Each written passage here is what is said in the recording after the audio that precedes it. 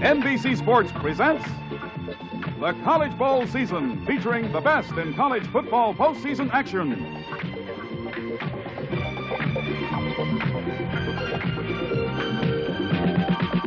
Today from Pasadena, California, Michigan versus USC in the 1979 Rose Bowl. The Rose Bowl is brought to you by Chrysler Plymouth, by Budweiser, the king of beers. When you say Budweiser, you've said it all. By Goodyear, developers of such tire innovations as the new all-season Tiempo radio. And by IBM, helping put information to work for people.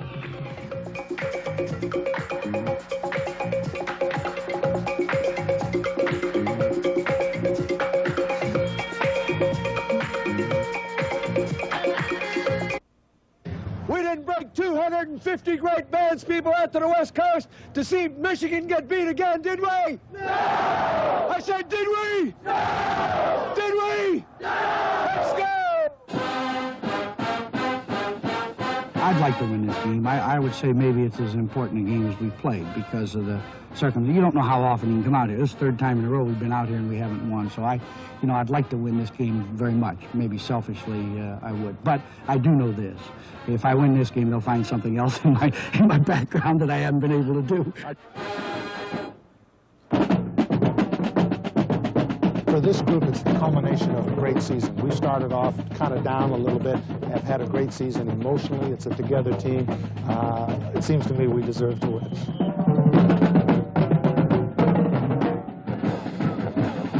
NBC Sports welcomes you to the 1979 Rose Bowl. Brought to you by Datsun. Invites you to see the only front-wheel drive backed by Datsun quality. The all-new 310 at your Datsun dealers now. Hello, I'm O.J. Simpson. You know, 1978 was sort of a transition year for me. I became a 49er and also became a member of the NBC Sports team. Now, today's the first day of 1979, and what better way to start my association with the National Broadcasting Company than with its telecast of the Rose Bowl? Now, I'm standing in Heritage Hall on the USC campus, and believe me, there's a lot of memories stored in here. I won this little baby about 10 years ago. It was also 10 years ago that I played in the Rose Bowl. 10 years, you must be getting old, Juice.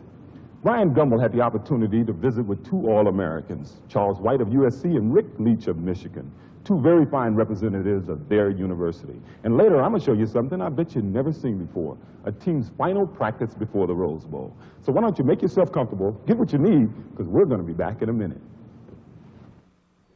Charles White, as the USC tailback, has not only followed in the footsteps of Garrett, Davis, Bell, and myself, he has outshone us all. Oh, well.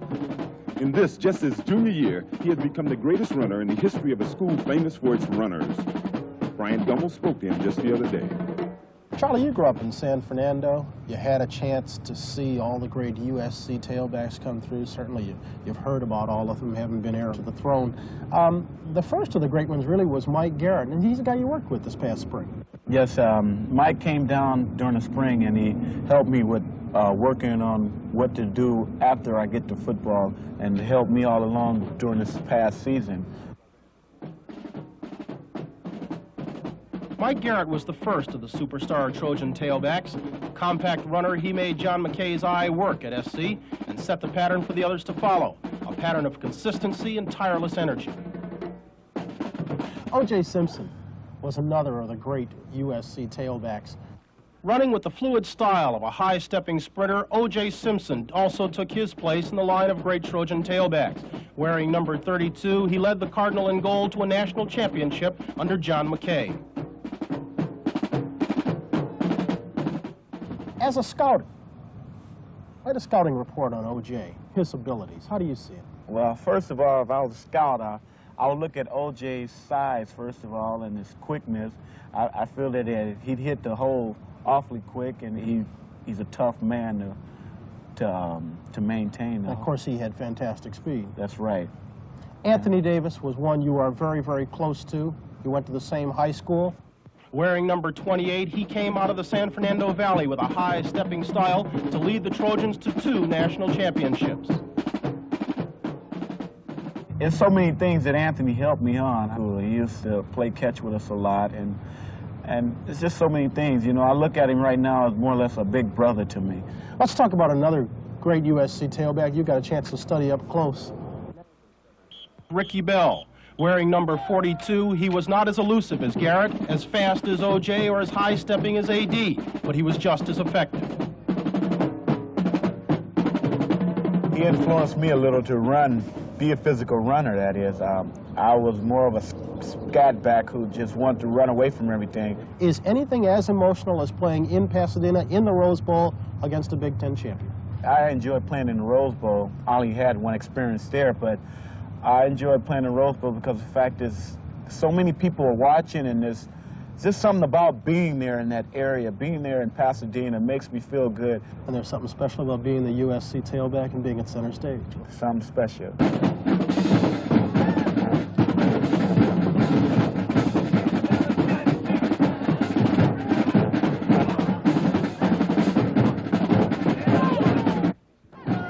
Just as Charles White been the main man of the Trojan offense, so has Rick Leach been the main staple of the Wolverines.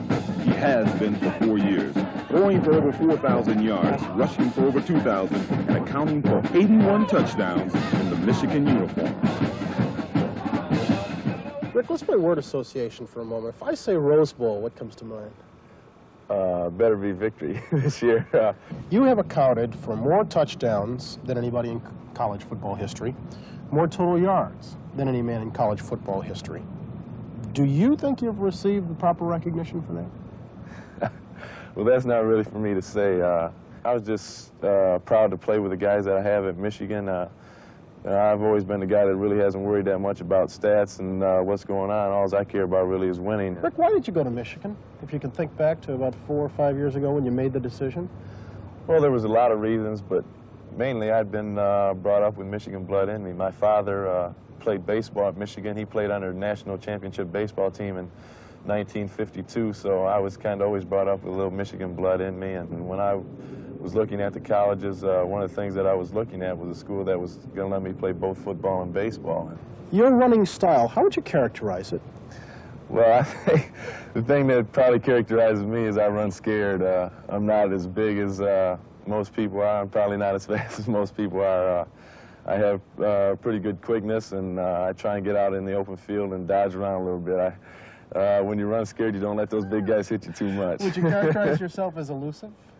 Yes, I'd say, you know, I'm pretty quick. I try and move around a lot on the option, and we try and find out what their free safety is going to do, how he's going to be supporting, how he covers on pass coverage and so forth. And hopefully we can get him running to support the option, and I can cut in behind him a few times. Final question. Beating Ohio State in Columbus is a big deal. Would it be bigger than beating USC in the Rose Bowl? At the time it was, because that was, we had to win the game to win the Big Ten championship and to come out here. But now that that's passed, no, the USC game is going to be the biggest college game of Rick Leach's life. People have tagged me because of our bowl losses, a guy that couldn't win the last game, and I wouldn't want it any other way. Now we feel that USC has as good or better college football team than anybody in the country, and they're going to be a great challenge for our team, and a win for Rick Leach and Michigan in the Rose Bowl would mean a great deal. You center it over his head, we'll kill you right out in the field. Okay, let's get our punt return team out. Punt return team out. Punt team stay. Punt team stay. Punt team stay. First defense, punt return. First defense, punt return. Don? This is the last practice for the USC team before the game. It's the day before the game, and actually they're not really working out that hard. What they're doing is going over mental assignments. They're going over all their special teams. They want to make sure that everybody's in the right place and everybody knows what they want to do. Actually, if you're not ready today, hey, you're not going to be ready tomorrow. This may be the last practice for these seniors, and tomorrow may be the last game in a Trojan uniform. But you know, when I was at SC, we had a little saying. You can go to UCLA and be a Bruin for 4 years. You can go to whatever school and be whatever it is for 4 years. But when you go to USC, you're a Trojan for life. You've got to stay outside. We got you nailed inside one time. Stay outside, watch the ball snapped and who it snapped to. Now watch who it snapped to. We've been good all year. Let's just make sure we concentrate. Concentrate and fight like hell. If you get held off, fight like hell to get back in your lane. Don't be too eager now. If the guy fair catches it, don't have a collision with him. Okay, good, good, good, good, good. One more time, one more time. Let's do it again. Offense, one more time. Come on, you coming in here with this? Hey, any guys ever worn that uniform? Hey, we're proud of that we were SC Trojans. We're proud of you. They'll be cheering for you tomorrow. I'll be up in the booth trying not to be biased. The world looks at you. 70 million people watch you play tomorrow. 20 million of them are ex-Trojans, or at least wish they were ex-Trojans. You've been sensational. Let's make them go out in style. Make them go out in style. Bring the band on. Bring the band on.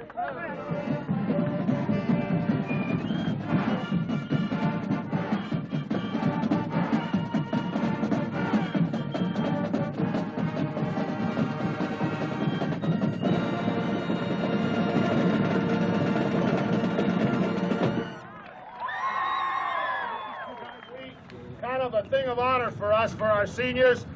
At the last practice they have on this field, it's an honor that we kind of run them off in a one by one, if you will. We have our team form a line between here and the gate. If you'll kind of join in that group and play conquest for us, we'll run off. Hey, the finest group of seniors I've ever been around. If you'll do that for us, let's get it going. Okay, hey!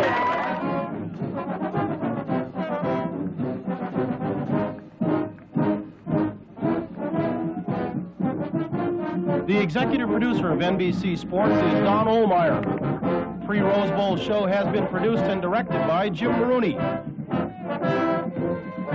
Associate Director, Jim Marcioni. Later on this evening, the Sooners of Oklahoma take on the Cornhuskers of Nebraska at the Orange Bowl. And right now, stay tuned as Michigan meets USC in the 1979 Rose Bowl right here on NBC.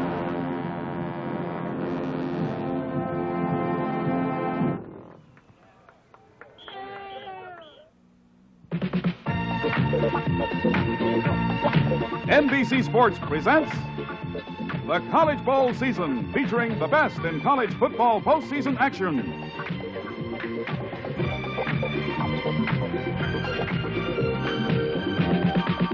Today from Pasadena, California, Michigan versus USC in the 1979 Rose Bowl.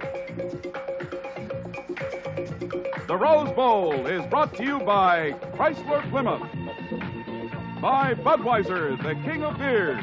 When you say Budweiser, you've said it all. By Goodyear, developers of such tire innovations as the new all-season Tiempo radio. And by IBM, helping put information to work for people.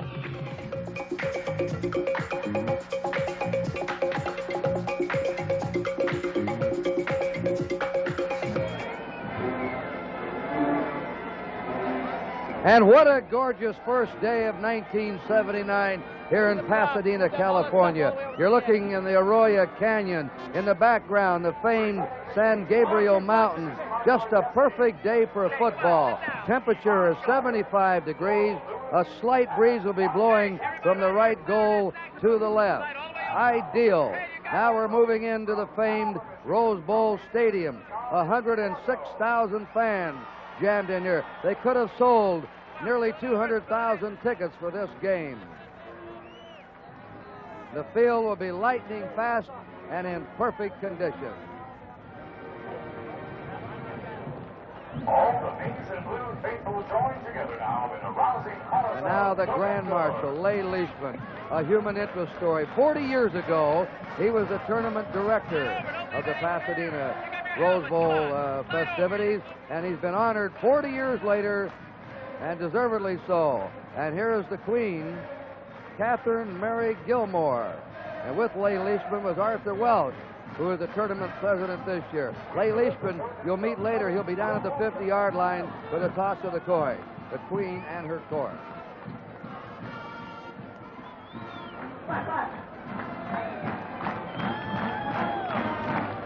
Hi, everybody. Kurt Gowdy with John Brody, O.J. Simpson, and a very happy New Year to you.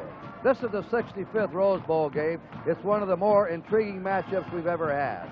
Each team has lost only one game. And, of course, there'll be a national debate. Alabama was leading Penn State. If Alabama wins and USC wins there, many will claim that it's USC to be number one because they defeated Alabama earlier in the year. And if Michigan wins, Bo Schembechler says, we beat a great team, we should be number one. Well, we'll be deciding that, and the fans later on. First of all, let's talk to John Brody. Every time Michigan's come here, John, they have moved into the Rose Bowl as the underdog. Not this year. They are the underdog and not the favorite. Well, I don't know how much these motivational factors really apply to the game itself. I know that Michigan came out here with their game face on. Bo Schembechler has done things a bit differently this year. They've only hit about 3 times in practice. They are definitely ready. I think you're going to see a great ball game. I give Michigan its best chance ever. O.J., USC's had a lot of great teams. You played on some. How good is this current crop? Well, I think it's as good as any recent team SC's had. They have an excellent offense. They have no weaknesses on offense. On defense, they've had a few injuries. They got some young guys playing there, but I think they're ready. I think Paul McDonald ready, and I think Paul McDonald, the quarterback, is going to be the key in this game.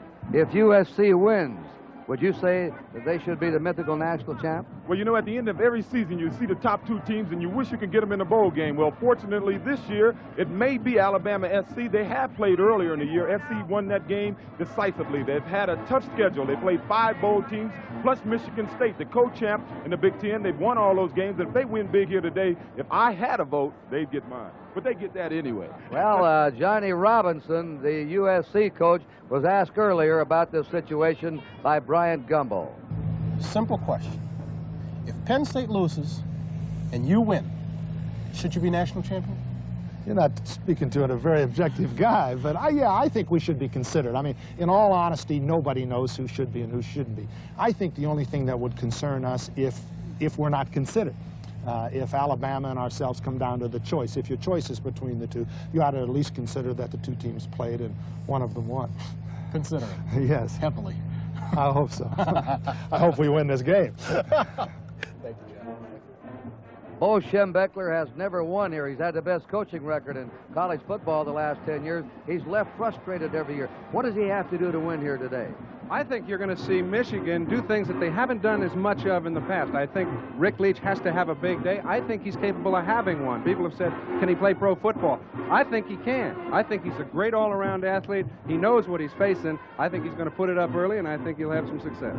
In other words, you're looking for Michigan to be more wide open than they have. It's against Bo Schembechler's viewpoint, but I do think he's going to have a go at it early. And how about the USC side? Well, I know John Robinson is concerned. I am. All the talk about who's going to be the #1 team, the vote for #1. Hey, SC has to be concerned with Michigan. Michigan's coming in as an underdog, and when you have a great team with the tradition of Michigan coming in as an underdog, hey, you got to look out. I think they're going to be ready. They had a tough schedule in the Big Ten. They were co-champs with Michigan State. They had to play all types of teams, and I think they're the best prepared Michigan team I've seen coming in. We've had some stirring games here in recent years, these Rose Bowl Classic, and this one may be one of the best. And right now, we're going down to the Rose Bowl field and the playing of our national anthem. Invite you now to honor America by standing and joining Professor Cavender and the University of Michigan Marching Band in our national anthem.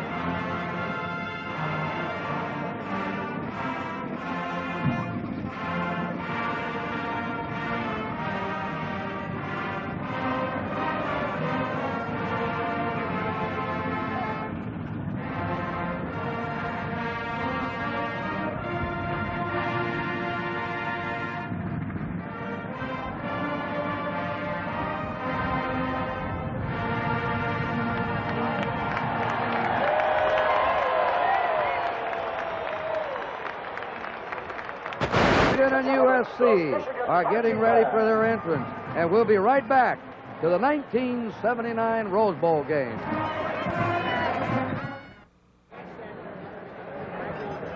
High up here in the rim of the Rose Bowl, and to a lot of you out there across the nation watching, you never get a real good close-up look at these players. We've met them personally, and they're really an outstanding group of college youngsters. So let's meet some of the standouts of today's game. And now let's meet the Wolverines of the University of Michigan. This helmet stands for one of the finest college football programs year after year in America. Here are the co-captains who led the Wolverines to 10 wins and 1 loss. Hi, I'm co-captain Jerry Meter. I'm an outside linebacker from Bloomfield Hills, Michigan. My major is physical education. Hi, I'm co-captain Russell Davis. I play fullback.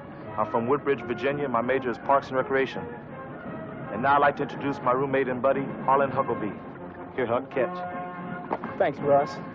Hi, I'm Harlan Huckabee, tailback from Detroit, Michigan. My major is labor relations. Michigan always boasts a powerful running game. Here are the men of the offensive line who open the way. I'm Gene Johnson, tight end for Flint, Michigan. My major is education. Hi, Bill Dufak, offensive tackle from East Grand Rapids. My major is physical education.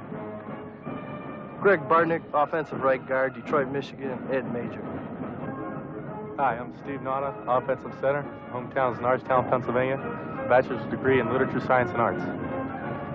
Hi, I'm John Giesler, offensive tackle from Woodville, Ohio, education major. And there's no way you can hide an All-American. Hi, I'm Rick Leach, quarterback from Flint, Michigan. My major is phys ed. And now let me introduce some of my partners from the defense. Michigan's defense is annually up in the top drawer. Quickness, pursuit, gang tackling is their hallmark.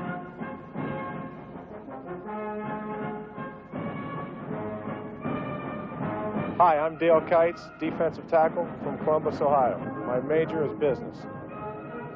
My name is Curtis Greer. I play defensive tackle. I'm from Detroit, Michigan. My major is journalism. Hello, my name is Thomas C. Bryan. I play outside linebacker from Detroit, Michigan, and my major is pre-law. Hi, my name is Mark Brayman. I play defensive back. I'm from Midland, Michigan. My major is business and administration. Those seniors will be playing their last game for the Big Ten champs. Now let's meet some of the members of the University of Southern California Trojans, the Pac-10 Conference champions. The campus of USC, the administration building, and USC's famous mascot, Tommy Trojan.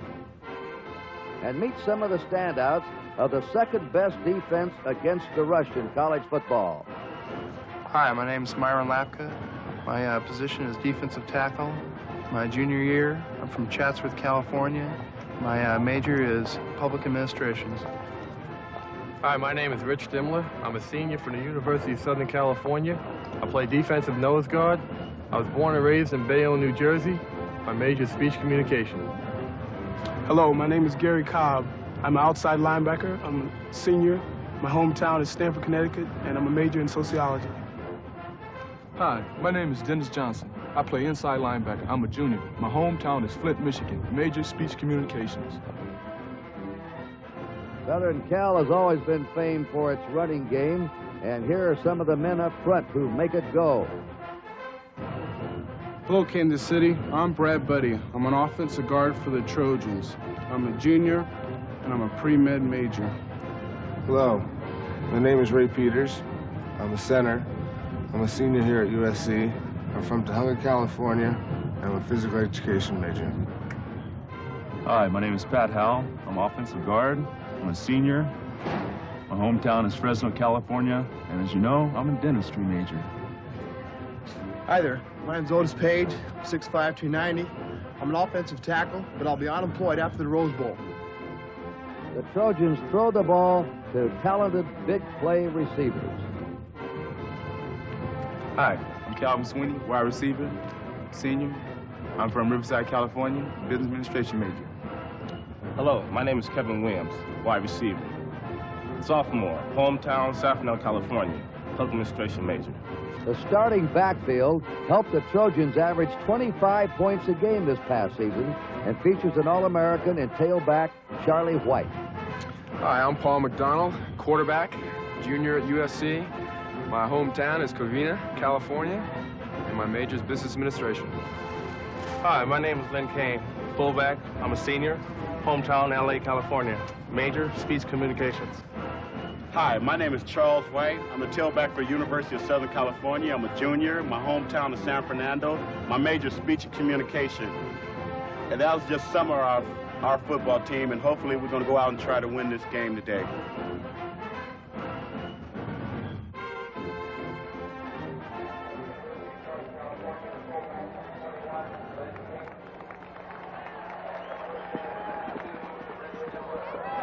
And as we look down to the Rose Bowl field, we're waiting for the University of Michigan. They're gathering in the runway. They have about 10 or 12,000 fans here. They'll explode when they come out. They are the co-champs of the Big Ten. Michigan State lost only one game, but Michigan State was ineligible in postseason play. Kurt, when you look at Michigan, you get the feeling that they're ready. There's not a lot of miss-emotion. I've seen teams jump up and down. I'm not sure all that fanfare helps. They just look ready to me. They are the underdog today, a slight underdog. As we said, they've always been the favorites here. So psychologically, they may have a slight break. Here they are, the Michigan Wolverines. And across the way, the Southern Cal Trojans are gathering. O.J., there they are. Yeah, they look like they're ready. You know, I want to say something about Michigan. You know, I have a younger sister who was trying to pick a college, and I said, if you don't go to SC, go to Michigan, because I played with a lot of Michigan players. When you have a Michigan rookie get up on rookie show in professional football, hey, they stand up on that chair tall, and they belt out that Michigan song. They have a lot of pride in their school. Clay Leishman on your right is going to be the honorary member of the coin toss. 40 years ago, as we told you, he was president here. He's done a lot, not only for the Rose Bowl, but for college football. That's Art Welsh, the current president of the Tournament of Roses, with him. Now you're meeting the captains, Jerry Meter, Russell Davis. Here's the rest. Gentlemen, my crew working with me today. Ted Stefano, the back judge. Gil Marchman, the line judge. Don Mason, the umpire. Joe Dixon, headline judge. John Wilson. Gentlemen, today, Austin Point will be Mr. Lay Leachman, who is the grand marshal. With him, and his friend of course, Arthur Welch. And Mr. Leachman, is he saying over here? Call the coin. You call it? We're having some problems with the referee's mic. This is the toss of the coin. In white, the Michigan captain, Jerry Meter, Russell Davis, Lynn Kane, Rick Dimmler are the USC captains. Lay Leishman tossed the coin. And now the referee will signify what's happened here.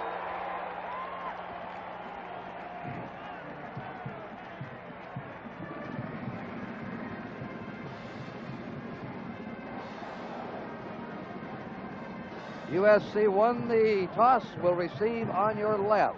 Michigan will defend on your right, and there's just a slight breeze.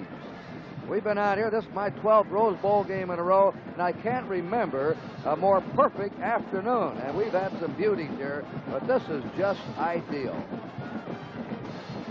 Bo Schembechler jumping in with his club, a very intense, emotional coach. There they go. And Michigan will spread out to kick off. They have a great defensive ball club.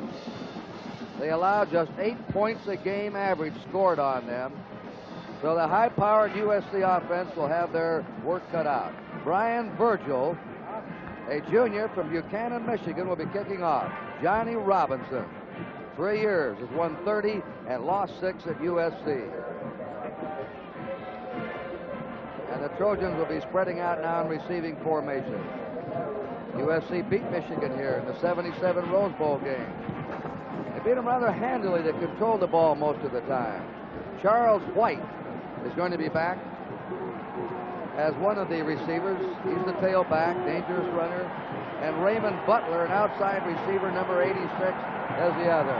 Now the crowd of 106,000 warms up, ready to go. And the 65th Rose Bowl game is underway. They kick away from White.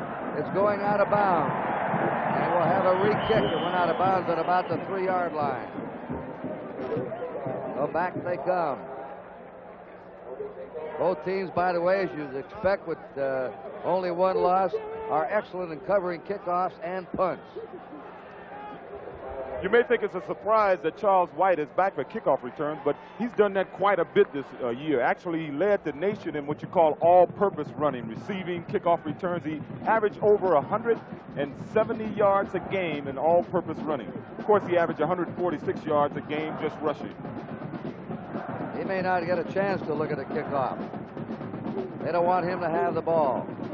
So Brian Virgil again tees it up.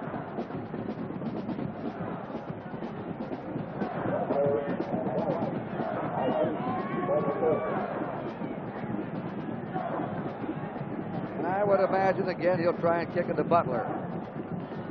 Here we go. He squibs this one.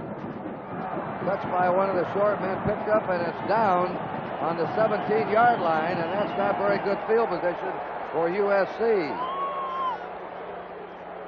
Ball was being handled around by Mike McDonald. All right, here is the backfield for USC. McDonald, the quarterback, Kane, the fullback, White, the tailback. Of course, White is a big man. He's the guy that led them all year this year, but Paul McDonald, he's the guy to watch. If he's hot, SC could be tough. All right, let's watch this first play from scrimmage.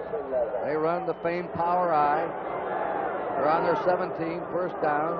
They're putting Williams in motion, setting it up as a slot. Back he goes again. Now back again. And there's a flag down. And charging offside was number 78, Otis Page. Ron Simpkins made the pass. They had so many men in motion, the same man going so many ways, they had Otis Page confused as he broke offside. It's against USC, glaring offside.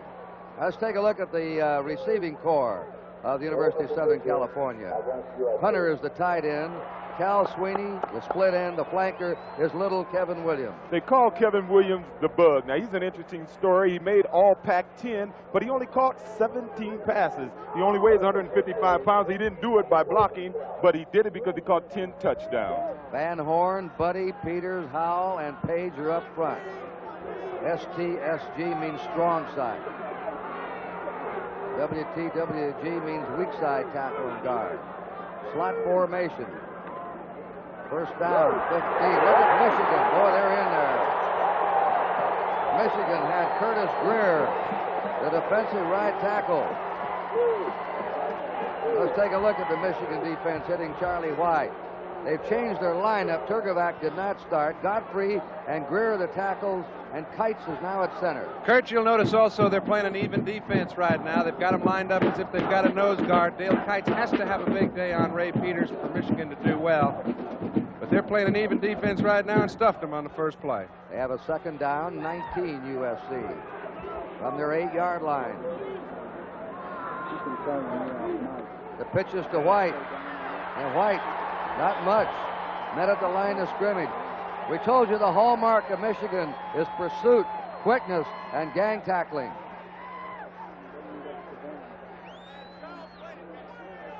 There are the linebackers. Jerry Meter's the co-captain, but Ron Simpkins is the man they try to keep all offensive people off. They like to leave him alone, see if he can't bring down the ball carrier. He's had a great year. He's a real All-American. He should have a big day. Third down, 19 to go. Slot right, USC. They're in a hole early in this game. That's Kane, number 21. Very quick starting fullback, Lynn Kane, and he's hit by Andy Canavino. Number 41, the inside one. Look at Michigan. They're fired up. They've held them.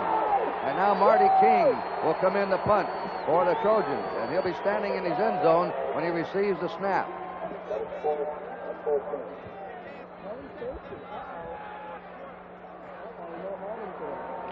Mike Jolly is the safety man.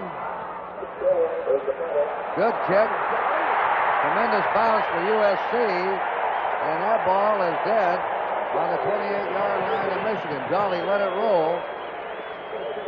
So from the line of scrimmage. There's the kicker, Marty King.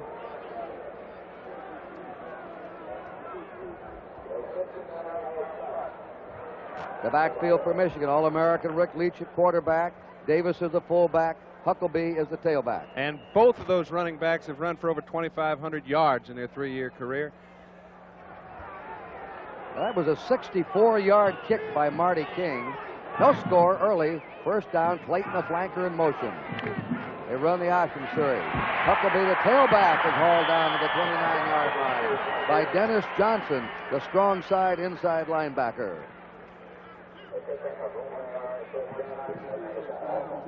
The receivers, the tight end is Gene Johnson. Rodney Feaster, Ralph Clayton are the outside men. Be a perfect day for Rodney Feaster to have a big one. Second down, 9. They put Roosevelt Smith in at tailback. Dufek, Bartnick, Nada, Powers, Giesler up front for Michigan. Second down and 9. Fake, play action pass. Leach fires over the head. Intercepted by the Trojans. Intercepted there by Lott. Lott's back into Michigan territory and carries the ball down just short of the Michigan 15. Ron Lott, the Rover, defensive back. Here we have man in motion. However, it's just a simple little two-man pattern. Fake to the running back coming through. No backs out in the pattern. Both wide receivers trying to get a piece of it. Ralph Clayton jumps high, cannot get the ball, picked off by Ron Lott. SC's got in great field position on the 16-yard line. It looked like a pre-planned play. He had about 6 red shirts in front of him just as he caught it. I tell you, John, that's good for SC. It could hurt Michigan not completing passes earlier. A 34-yard return of that interception by Lott. Charlie White slips through a hole, and he goes to the 12-yard line. White rushed for 1 mile this year, 1,760 yards. There are the defensive backs of Michigan: Bell, Jolly, Brayman, and Harden. Jolly knows he's got his hands full today. He'll be outside on a corner on Kevin Williams most of the day. Rock. Shannon is in now at tight end. Number 80. There he is in motion. Cut back. White slips inside the 10 to the 9-yard line, Charlie White. Ron Simpkins, who leads Michigan in tackles, in fact, the all-time tackling record, 174 for the season, made that last hit on Charlie White. If you notice, SC has been trying to establish an off-tackle and outside running game. I think they may be a little concerned about running up the middle. Ray Peters, the guy who's starting at center for USC, is the 6th string center. They had an incredible string of bad luck with their centers. Take a look at Peters there. He played nose guard up to this year, and they moved him to center when they lost everyone. Third down and 3 for the Trojans. Donald wants to throw, and he's got it for a touchdown. He hit his receiver in the end zone for the touchdown. Hobie Brenner. Hobie Brenner, where'd he come from? He's listed as about a 4-stringer. Juice just said he wasn't in his game plan. Hobie Brenner caught that ball. We got him hot. Okay, Paul McDonald, little fakey in there. Lynn Kane, he comes off. Actually, it was excellent defensive coverage. You see he's getting pretty good pressure, puts the ball the only place it can be thrown. And Hobie Brenner comes up with 6. He is a sophomore. He's not even listed in the first 3 deep. The kick is up by Frank Jordan. The kick is good, and USC has jumped out in front, and that's what Michigan was trying to avoid. Timeout with a score. The Trojans 7, the Wolverines nothing.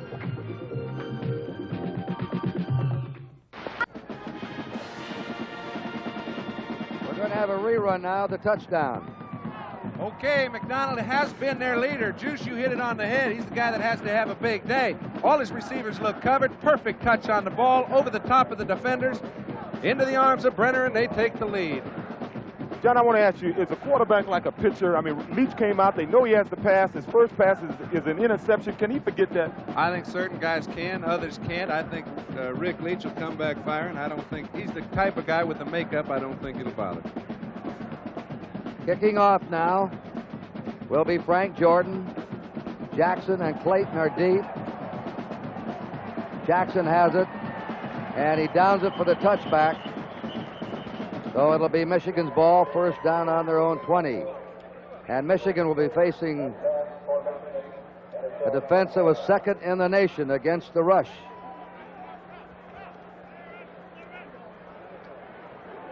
Myron Lapka, Rich Dimmler, Dennis Edwards, 3 down linemen. Keep an eye on Dennis Edwards. He has work cut out for him. He's a freshman. He's only starting because Ty Sperling was hurt in the last game against Hawaii for SC. First down, Michigan on their 20.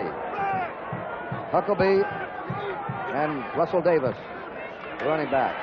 And bursting through over the 25 to the 26-yard line is Russell Davis from Woodbridge, Virginia, who averaged 4.5 yards a carry. He was injured this year with an ankle. Hucklebee's had a knee. They've had all kinds of injury problems in their backfield.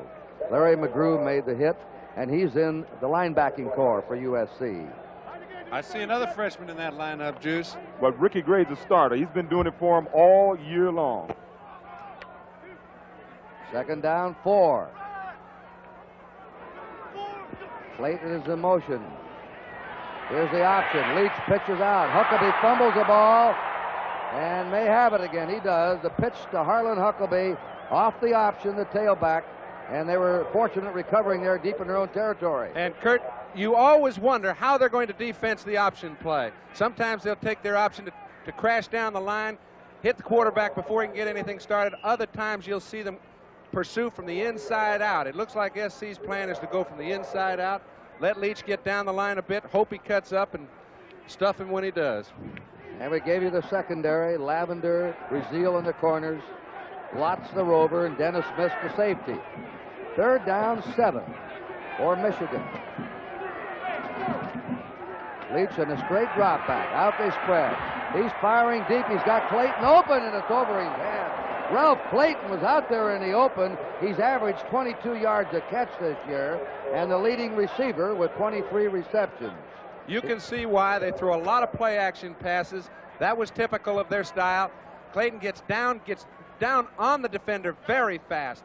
Larry Brazil trying to handle him. However, he just kind of dissects that double zone, gets down to where he is pretty well open. Leach would like to have that ball back. John, I think it was a little mix-up back there. It looked like SC was playing zone, and they had a little mix-up at who had the deep outside coverage. Whenever a man's that open, it always looks that way. Punt formation. Greg Wilner's averaged 40 yards a kick. Butler is back, the wide receiver. A low kick. Bounces right into him. He should get a return on it, and he fell down. Anytime you get that low kick to you, you have a chance for a good return. Michael Petch was down there covering the punt for Michigan. When we return, the Trojans have the ball, and they're in the lead with 9:11 to go in the first period, 7-0.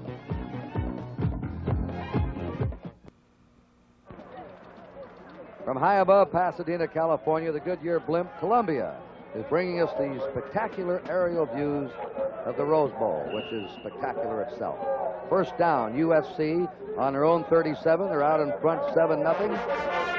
They have a new receiver in, Dan Garcia, number 26, replacing Calvin Sweeney. Paul McDonald, this is the power eye. He's going to throw. He's a left-hander out to White. White's at the 40. They like to get him out there on a flare pass and let him go to work one-on-one on somebody. Andy Canavino and Gene Bell made the stop. Kurt, actually, that looked like a little quick screen there. They had a big tackle getting out there with him, and I think they were trying to throw a little quick screen out there. We want you to watch the handoffs sometimes. The quarterback, McDonald, will retreat deep in the USC backfield and hand it off to the tailback, much deeper than any other college team. There's a reason for that. No, Jay Simpson, who used to take many of those handoffs. There it is, right there. That's White coming through.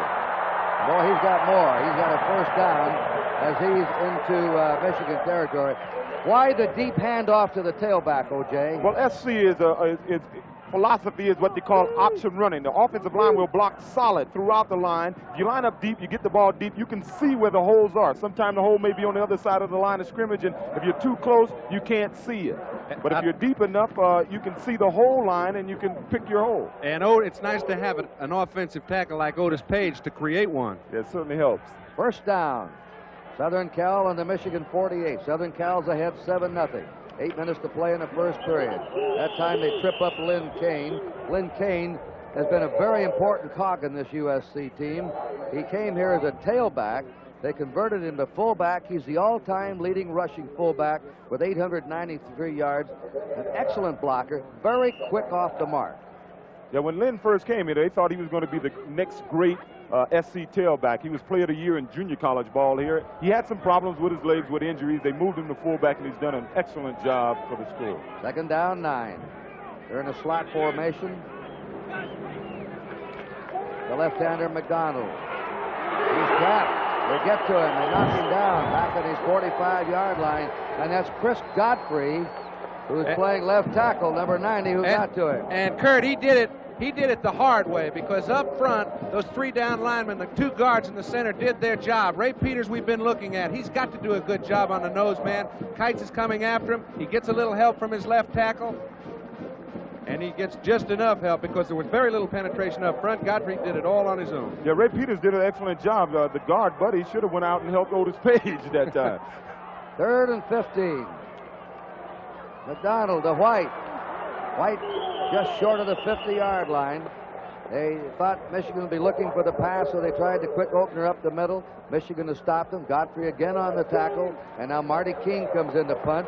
And his first punt of 64 yards helped set up the first score of the game. Because in Michigan territory, USC intercepted a pass. Michael Jolly is back as a safety man. Marty King kicks it right to him on the hop. Taken on to 15 by Jolly. Look at that coverage. 5. Cardinal and gold. Trojans down there to smother him. And it'll be Michigan's ball, first down, when we return to the Rose Bowl with a score 7-0 USC. There's been a big roar here in the Rose Bowl. They just announced the final score. Alabama knocking off Penn State 14-7. Penn State's first loss of the year. And now a real national debate is going to go on. If USC wins here, they defeated Alabama at Birmingham. Will they be number 1? What do you think about it, O.J.? Well, you heard the cheer that went up when they heard the score here in the stadium. I think there's a lot of SC people, including myself, who feels that SC, if they can pull this game off, should be the national champions. They beat Alabama in Alabama, which is certainly tough for any team. Of course, if Michigan wins, they think they could have it. Look at that hole open.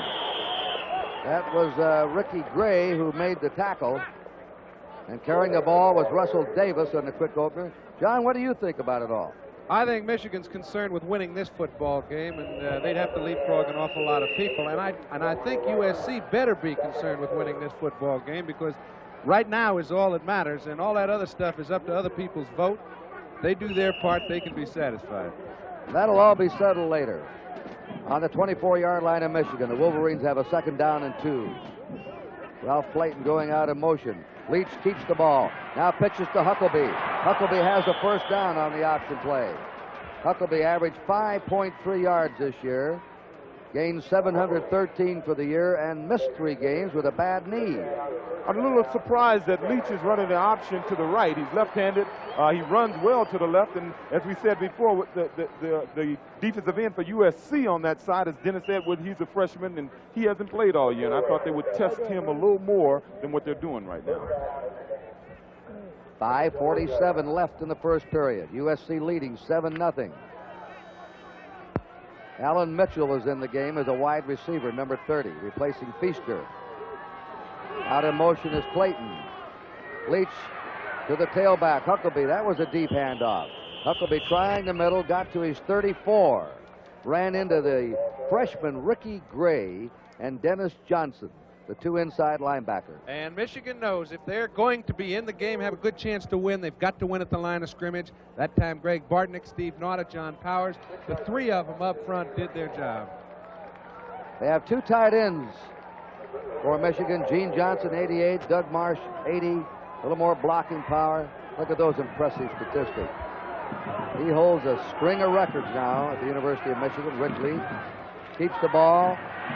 Throws it out to Huckabee. Huckabee slammed out of bounds on the 42-yard line, but has another first down.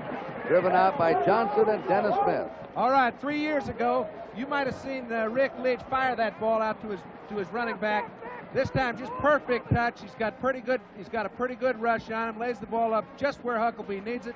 They pick up a first down, and they're on the march. And here's Huckabee. Huckabee is that speed man. If they have a breakaway man, he's the man here. I think they have to do this more today. They got to throw little swing passes. I don't think Leach should get impatient and try to throw downfield. Their running game thus far has been going real well for them. They're on their 41 with the first down. Alan Mitchell in motion.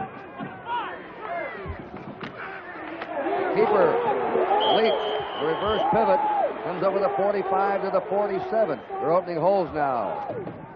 Leach stopped by Ricky Gray and Gary Cobb. This is something you can't teach. He's got a few options, but just as he spins, he's got to make a move on Dennis Johnson, who absolutely got annihilated out of the hole. He took the proper break, and he's got it to where they need 3 for a first.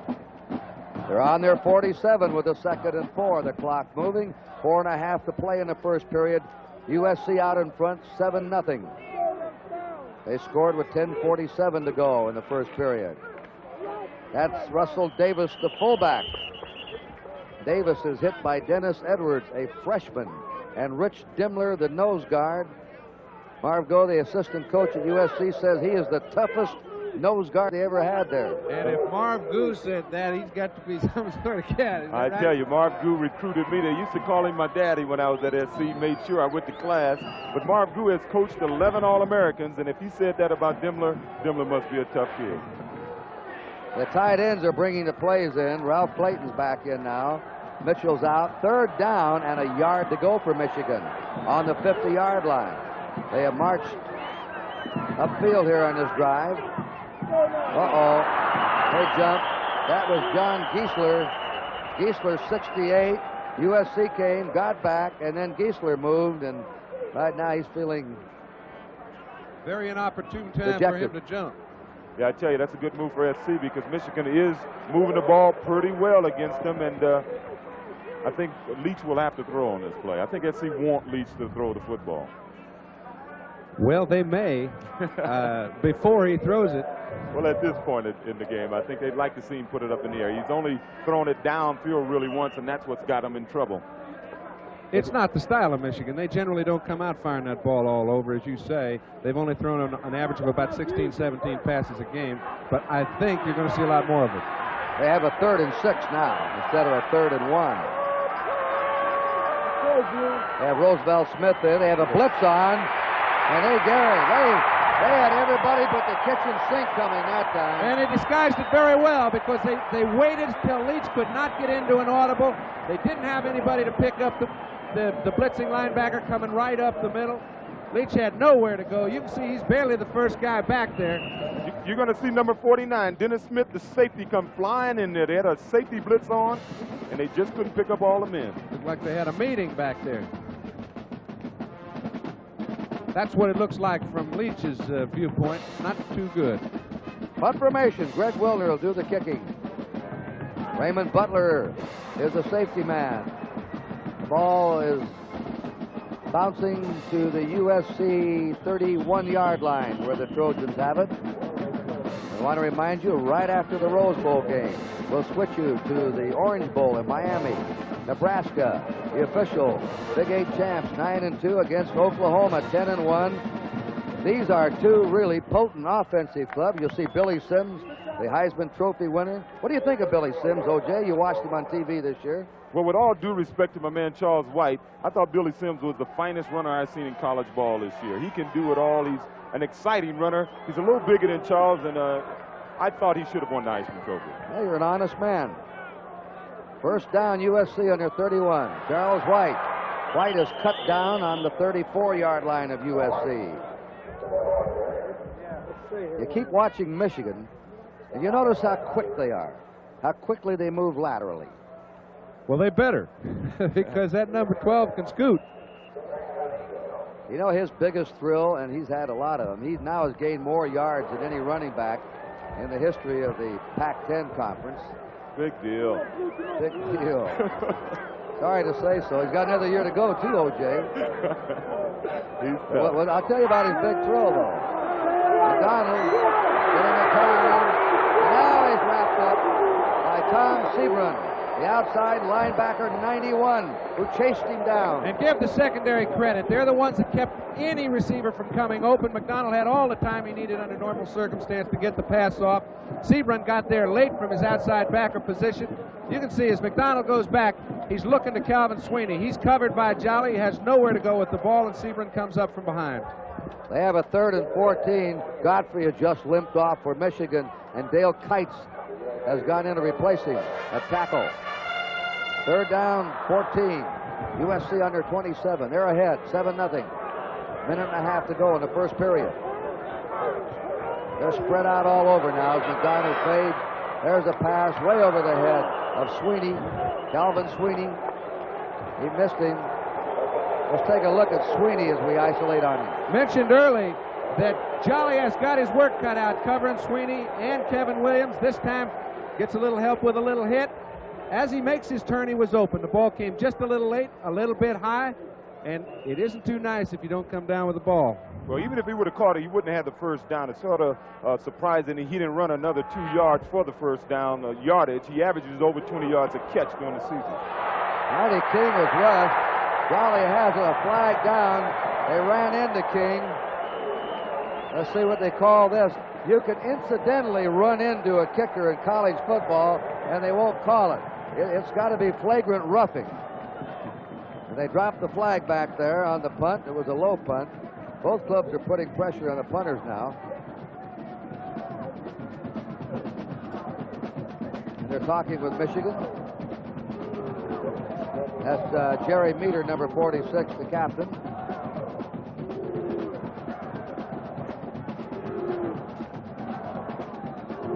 Roughing the kicker. Well, we'll see somebody come out of the right side of that screen in just a second. Obviously, it looked as if he was blocked into him, but there were 2 or 3 fellas all made contact. And I think he got a job out at the studios, you know, maybe Universal. He did a good job there. They needed 14 yards. The extra yard, there's a good hit on Charles White by Dale Kites. They got the 15-yard penalty. Roughing the kicker in college football is not an automatic first down. That was a perfect example of some of the problems you might have when you have a 6-string center playing for you. Kites just shot the gap in there, and he really shouldn't have had that much penetration and made an excellent play. We're in the last minute of the first period of the Rose Bowl game, but USC out in front, 7-0. We've had some great charges by the defensive linemen, both teams. White again, he's hit and pulled down on his 41-yard line. Bo Schembechler said, O.J., it's phenomenal how they'll let a back carry the ball 30 times a game. Wait, White, how many, you averaged over 35 times a game, didn't you? Yeah, about 38. I think, one, you run so much in practice. You run about twice that amount of time in practice. But the big thing is, SC will always have a big, strong, sturdy offensive line, and I think a back can carry the ball quite a bit if he has big, strong linemen, because defensive linemen are not tackling them, and if they're tackling them, your offensive line is not doing the job. 3rd down, 11. Trojans operating out of the eye. Oh, he's hit. The ball's loose. Michigan has it. Tom Seabrun, 91 in there. Smacked into it. Dale Kites recovered the fumble. And Michigan has the ball. They hit him before his hand started forward. And that is the worst lick a quarterback can take. When he gets a hit from his blind side, and Paul McDonald's blind side is his right since he's left-handed. He was looking down to the short side of the field, had no idea that Seabrun was on his way, and the lights went out. That's a charged-up ball club. Yeah, they are. SC's offense hasn't done much today. I saw that Paul was injured, or seemed to be injured right there, and if he goes out, SC could be in a lot of trouble. That 91 Seabrun has really been penetrating.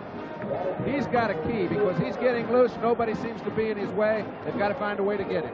And we've come to the end of the first period with a score, USC 7 and Michigan nothing. We'll return to the Rose Bowl in just a moment. Right now, we pause for these messages from your local station. Okay, this is how the turnover occurred.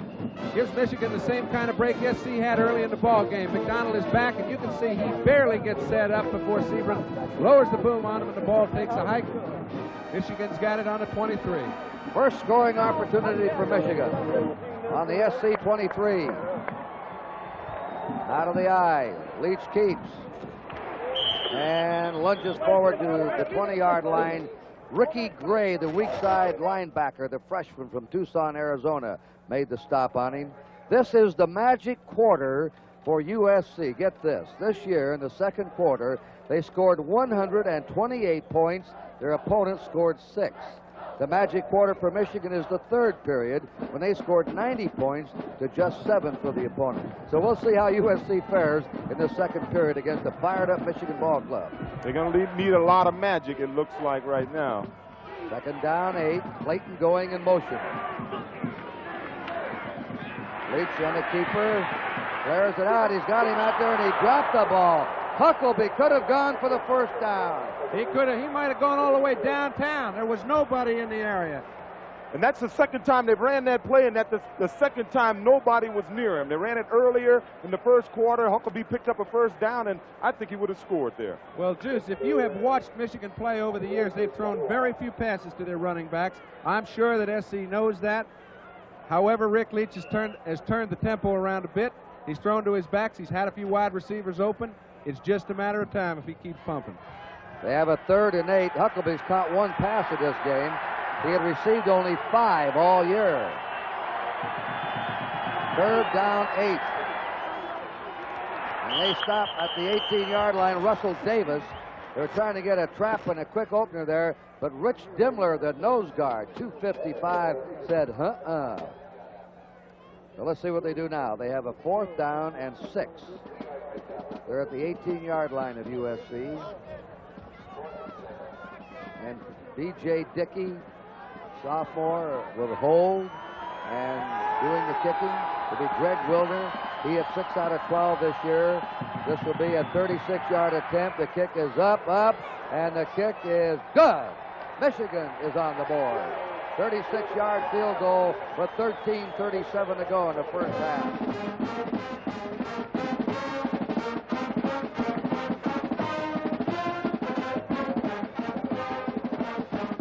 They'll be lining up for the kickoff, and we'll be back at the Rose Bowl.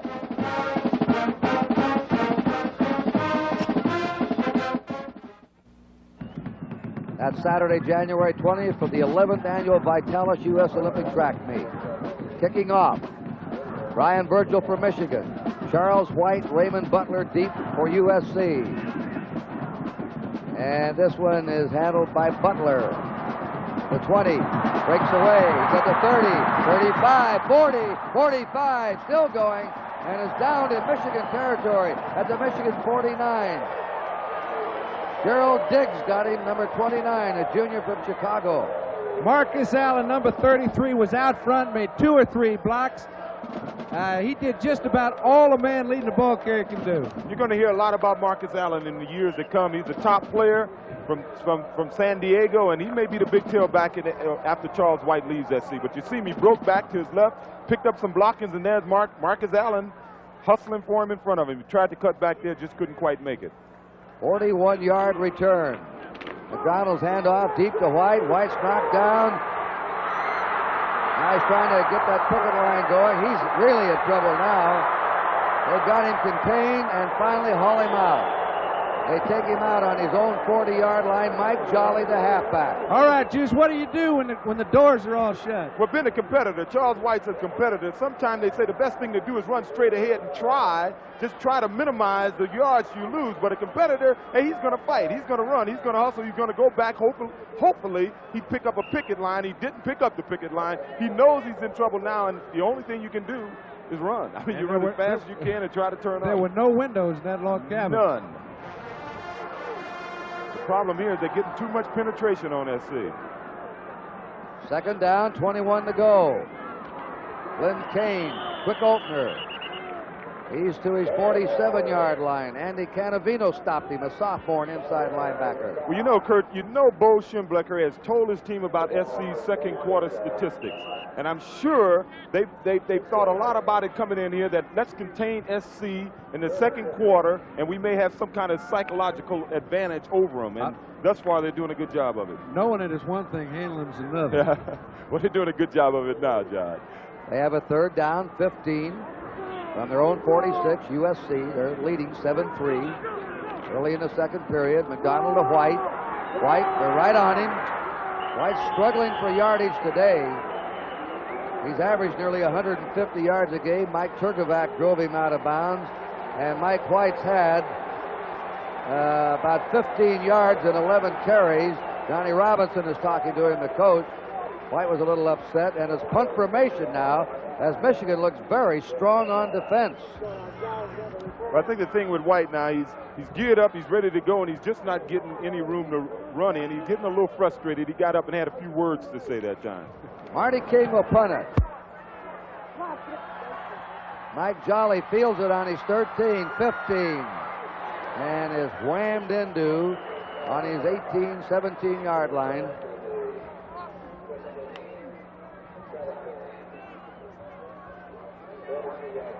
This is a case where it was a low punt. When Jolly gets it, however, he doesn't have enough of his pals around. He's got to duck, get all he can, but they're all red shirts. It'll be Michigan's ball when we return with a score. USC 7 and Michigan 3. Pacific Coast teams have won 8 of the last 9 Rose Bowl games. Ohio State, the only team to win in that stretch in '74, beating USC 42-21. And does the Big Ten want this one today? Michigan on their 17 with a first down. Leach, Davis, Huckabee. It goes Clayton out in motion. Leach keeps the ball, running the option. Stopped on the 19-yard line, a 2-yard gain. He's a remarkable athlete. Dennis Johnson, the junior, helping on the tackle. All right, that's true, but it looks like SC would like to have Rick Leach run because they haven't put a lot of pressure on him to pitch the ball out. They're waiting for him to turn up where they can make the play. It's almost like a quarterback sack when you get a piece of that quarterback. Yeah, I'm surprised. Leach is a pretty smart runner, too. He knows when to get down on the ground, you know. He is the only quarterback to score or pass for over 200 points and rush for over 200 points in his career, in the history of college football. He's going to do a straight drop back. He's hit. He gets away. He's down on the 6-yard line. And in on him was number 96, Myron Lapka from Chatsworth, California, the junior left tackle who had a tremendous charge off the ball. Well, generally, Rick Leach gets a lot of time to throw. This is another play-action pass. Lapka wasn't buying any of it. He gets by Bill Dufek. And really, Leach looked like he had gotten out of the problem, slipped on the turf, and fell down. Neither one of these quarterbacks have time back there for a cup of coffee and a sandwich today. They're both getting furious pass rushes. Thus far, it's been a game of the defensive lines. Third down, 21, Michigan on their 6. Mitchell's out.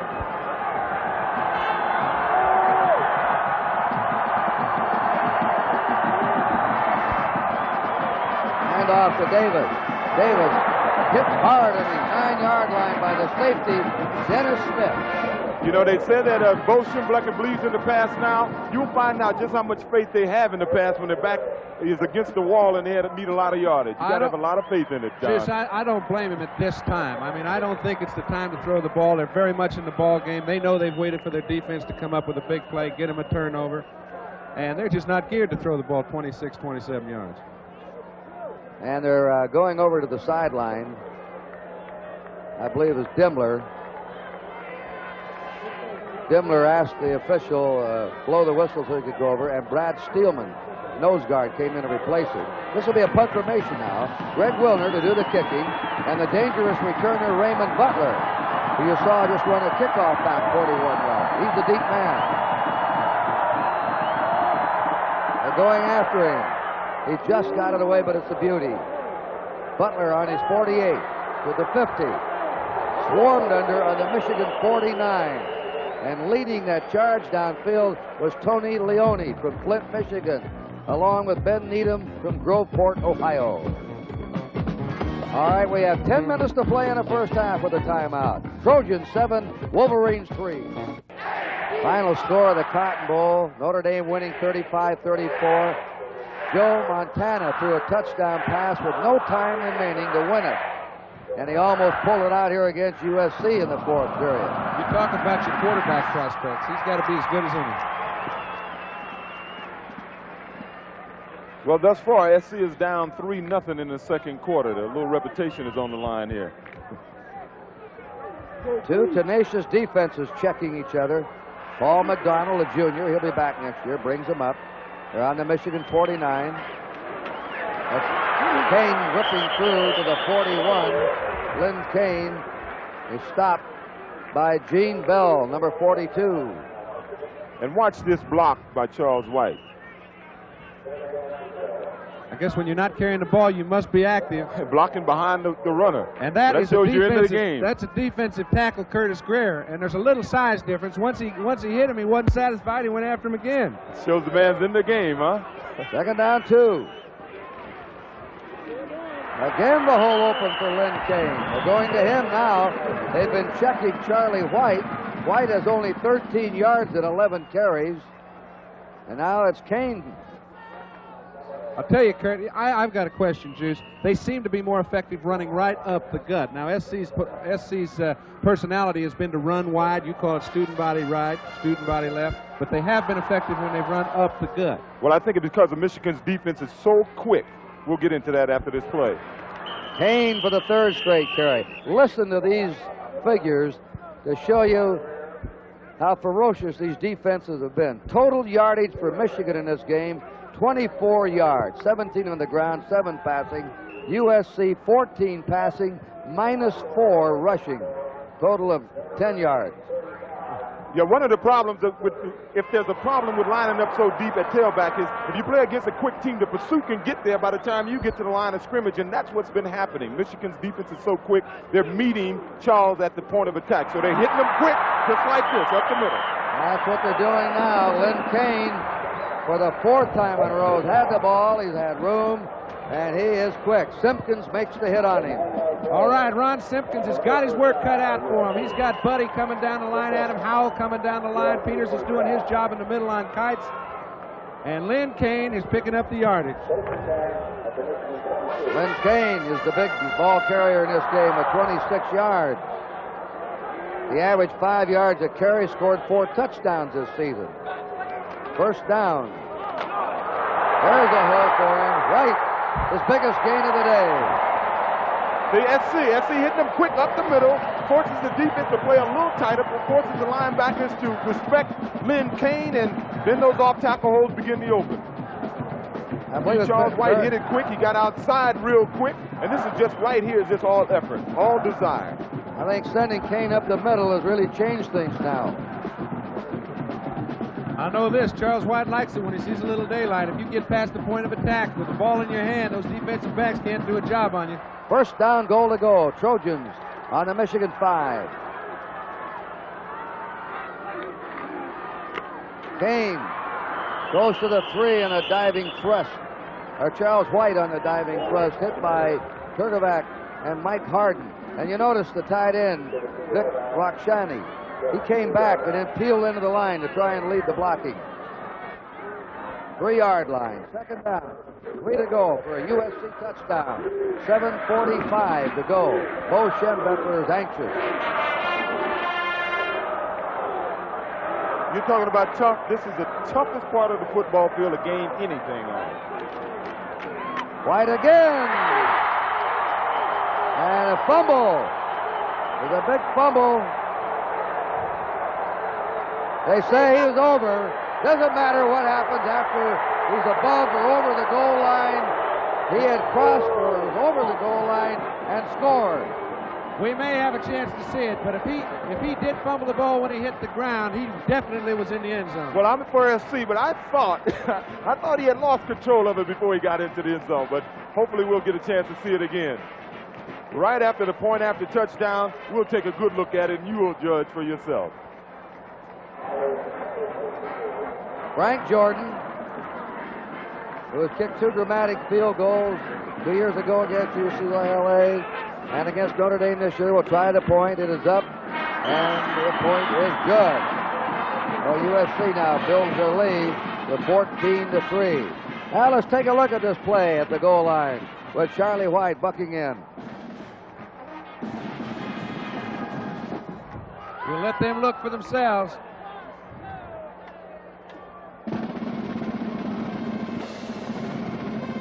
I can't even see the ball, let alone whether or not I he dropped can't see the ball. It looked like the ball was behind him, though, John.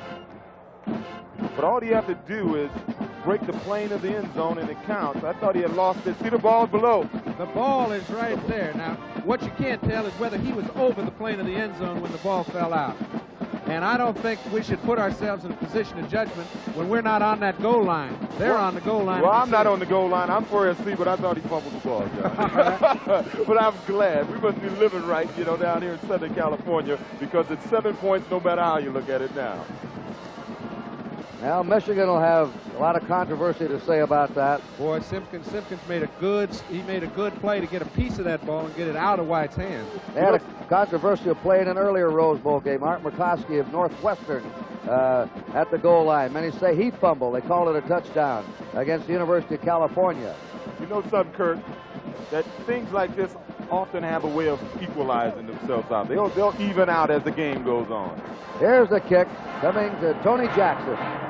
Jackson up to his 28-yard line. He stopped there. All right, we're trying to determine clearly whether or not he had the ball in the end zone in possession.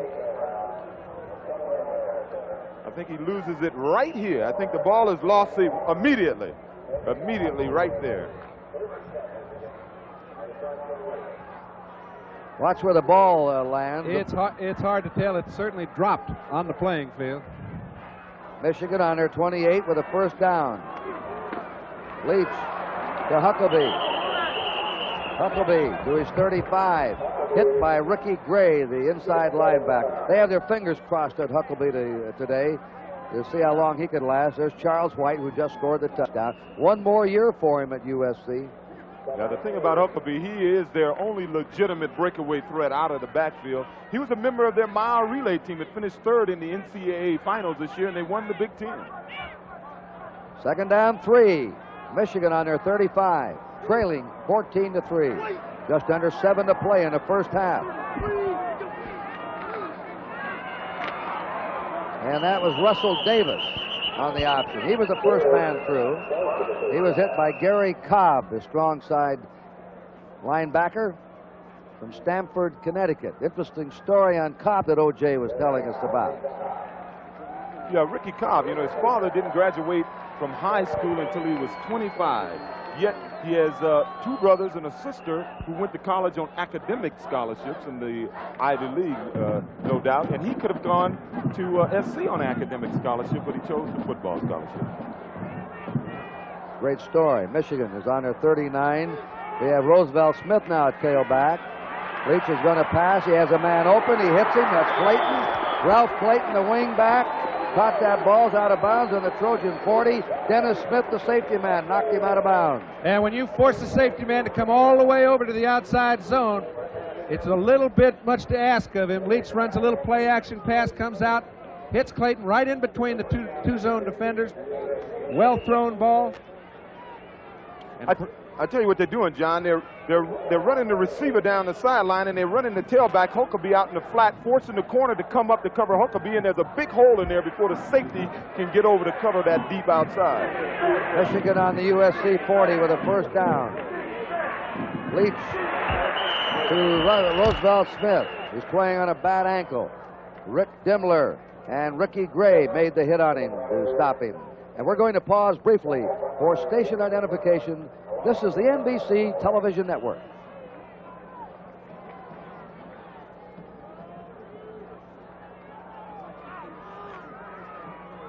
Kurt Gowdy, John Brody, O.J. Simpson. The Rose Bowl, Pasadena. 5:52 to go in the first half. The Trojans ahead 14-3. Alabama has defeated Penn State today, 14-7. Notre Dame nipped Houston 35-34. Harlan Huckabee back in the game, and he can't get outside for much. He goes down on the 36-yard line of USC. Gary Cobb pursuing him across the field, and the cornerback, Larry Brazil. Actually, that was a good play. They picked up about 5 yards. Would have been a good first down play. It's the first time they really got outside real quick today. It looked like he was going to get much more yards than he ended up getting. And they're back in that very untenable position of 3rd down and 7. And they've sent in Roosevelt Smith, the tailback. Gene Johnson is the tight end. 3rd down, 7.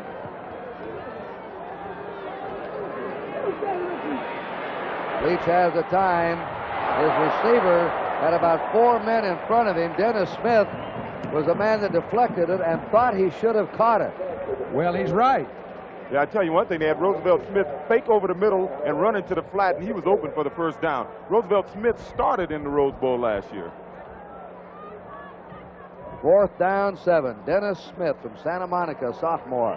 This was not supposed to be USC's year. This is a young team. They thought their vintage year might be next season, and they got most of them back. They've done all right this year. What'll they be next year? They should be tougher. You know, Otis Page is starting at tackle for them on offense. They lost an All-American, Anthony Munoz, and he'll be back next year, so they should be tougher. They're going for it. 4th and 7. They're gambling. Leach scrambling around. The pass. Not close at the 30-yard line. And the man that hit him was Gary Cobb. Russell Davis was waiting for the ball. Just as he got to him, Cobb belted him from behind. All right, easy to second guess right now, but I love it. When a team has enough confidence in themselves to go for something, 4th and 7, around midfield, they must have confidence in their defense. They know they've got to get back in the ball game. They're not going to wait for the next half to do it. Leach does his job. Unfortunately, Russell Davis doesn't come down with the ball.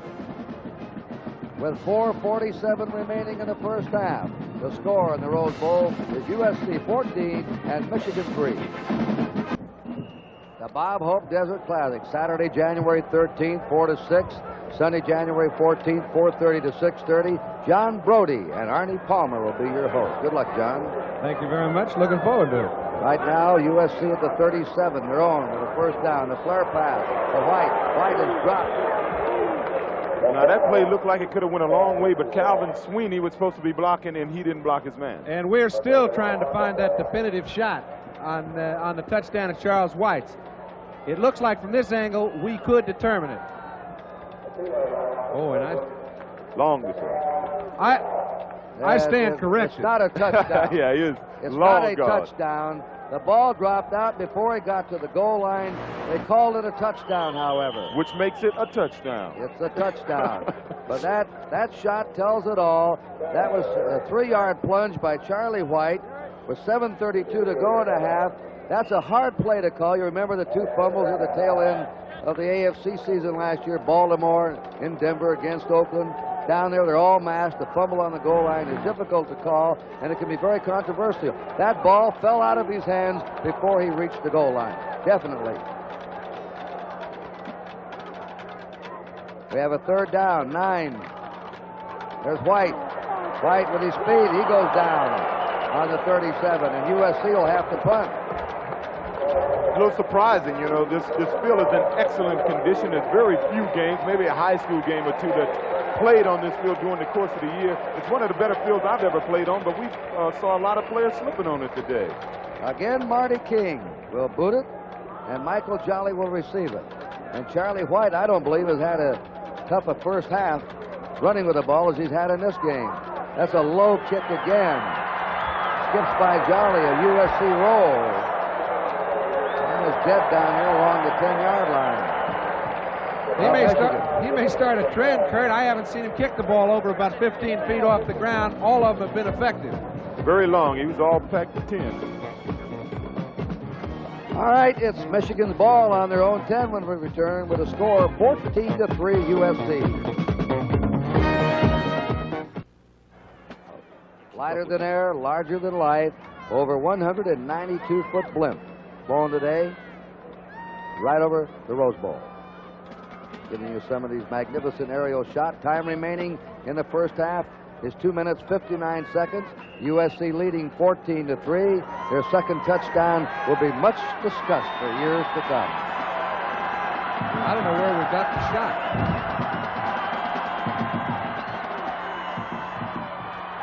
Going down is Huckabee.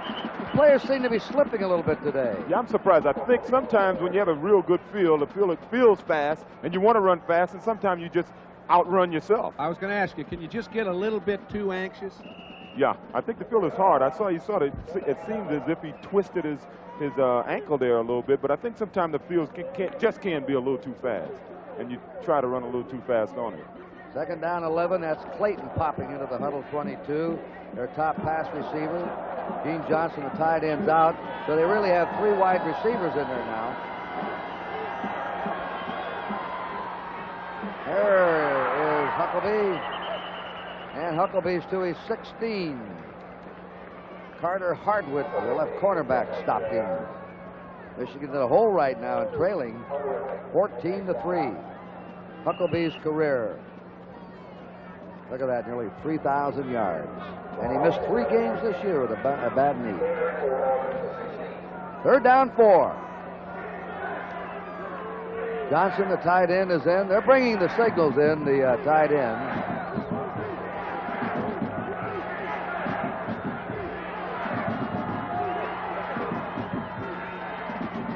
Leach running 15, 20. He has a first down. That's what you call sucking it up, pal. He knew right where that first down yardage was. He had to lower his head. He had to take the lick, and he did it. Yeah, he's rolling out here. He's looking to pass. I don't think this is an all-out run. I think he is looking to pass, but, you know, being the great All-American and athlete that he is, he knew he needed the first down, and he got what he needed. A little more than he asked for. You know, he has started 48 games. He's never been injured. 48 games. He was a starter as a freshman. Rick Leach from Flint, Michigan. A durable man. Drawback, he's under the gun. Out he comes, 25, 30. Goes down in the 34. He doesn't slide down. He takes them on. He was looking for a hole that time, and rightly so. That was a play that only a great athlete can get out of. He's well hammed in. SC's defensive ends are containing him very well, forcing him to the inside, hoping he can get some linebacker help. Dennis Johnson comes over late, and I think he took more of a lick than Rick. Let me tell you, it looked like Earl Campbell on here. SC got a blitz going on. I think he is looking to throw the ball, but he rolls out blind. He rolled out the back way and just took off downfield. Holding that ball like Earl holds that ball, doesn't he? All right, well, they're marking for the first down to see if it is or not. It looks as if it's just an inch or two short. Dennis Johnson, this is the problem. A guy that can run all over the field creates for a down defensive lineman. Dennis Johnson's having a tough time. It's amazing to me that a freshman can start in a Rose Bowl game. He's held his own, but he's no match for Rick when it comes to running. Yeah, he's hustling. Dennis Edwards is the kid, and he's hustling. And as I said, he was called into this game because Ty Sperling, the fine defensive end for SC, was hurt in the last game in Hawaii this year.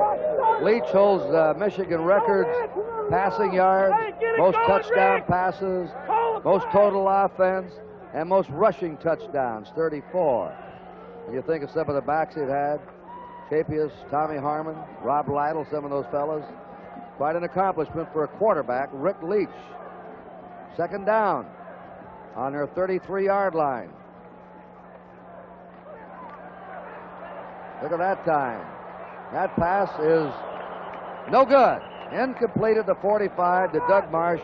He threw it low. And I think as this game progresses, you're going to see him throwing that ball more and more because he's had men open.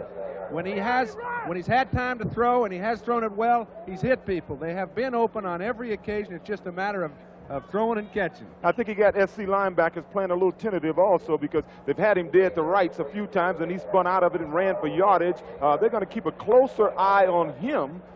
It may slow them up from getting into their passing lanes and passing responsibilities, and that's going to bring some guys open. Third down, 10 to go. We have 37 seconds left in the first half. USC out in front, 14-3. They go for the run, and Huckabee is brought down right at the line of scrimmage on a quick low tackle by Ricky Gray. Leach is coming to the sideline. We have a timeout on the officials right now with 31 seconds to go. Schembechler talking. Schembechler was kidding me. He says, "Don't ever put one of those mics around me in a game." He says, I'm too intense and I'm too emotional. You don't know what will happen.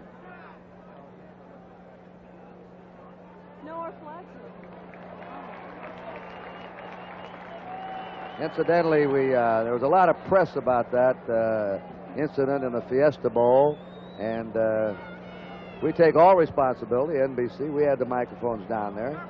Lou Holtz wore one. We just stuck one in front of Terry Donahue. Terry Donahue, as O.J. and John knows, one of the finest young men we've ever run into, and a great young coach.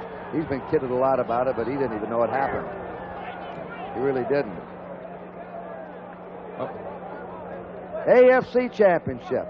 And I want to tell you something. If that game is like the last game that they met in Houston, they were dropping like flies in that game. Bum Phillips says he's coached for 30 years, and that was the hardest hitting game he ever saw when Pittsburgh beat Houston 13-3. Houston defeated Pittsburgh at Pittsburgh, the only home loss for the Steelers this year. This is going to be one of the most bruising championship games we've ever had in the American Conference. I'll tell you, you just mentioned Pittsburgh and Houston. There may not be enough players left on the winning team to play in the Super Bowl, but don't forget after this telecast, the Orange Bowl, Nebraska and Oklahoma. What a game that's going to be. Talking about that Pittsburgh-Houston game, it's amazing how Earl Campbell has inspired that Houston team. I think in the last 4 or 5 years, I have never seen a team out-hit Houston. That last Pittsburgh game they had with them, it's the closest I've ever seen a team come to out-hit Houston. The Pittsburgh Steelers, I was in their locker room after the 49er game. Hey, those guys are tight. Franco has about an inch and a half on his chest. Rocky them. The whole team is like that, and they're ready. It's going to be a hitting football game. Oh, Jay, let me ask you something. When we talk about running backs, we start Jimmy Brown and you. I mean, let's face it, we're honest. The two greatest running backs we've known here in modern times. How do you rate Earl Campbell? Earl is as fine a football player as I've ever seen on the football field. Not only as a runner, his ability to inspire the people around him. That whole team is playing better because of Earl Campbell. I mean, he's on the sideline. He's beating the linemen, come off the field. He's making players play better than their potentials are. I mean, at least play up to their potential, and the man is amazing to me. I'm a fan of Earl Campbell's. First down, Michigan from their 34 in the waning seconds of the first half.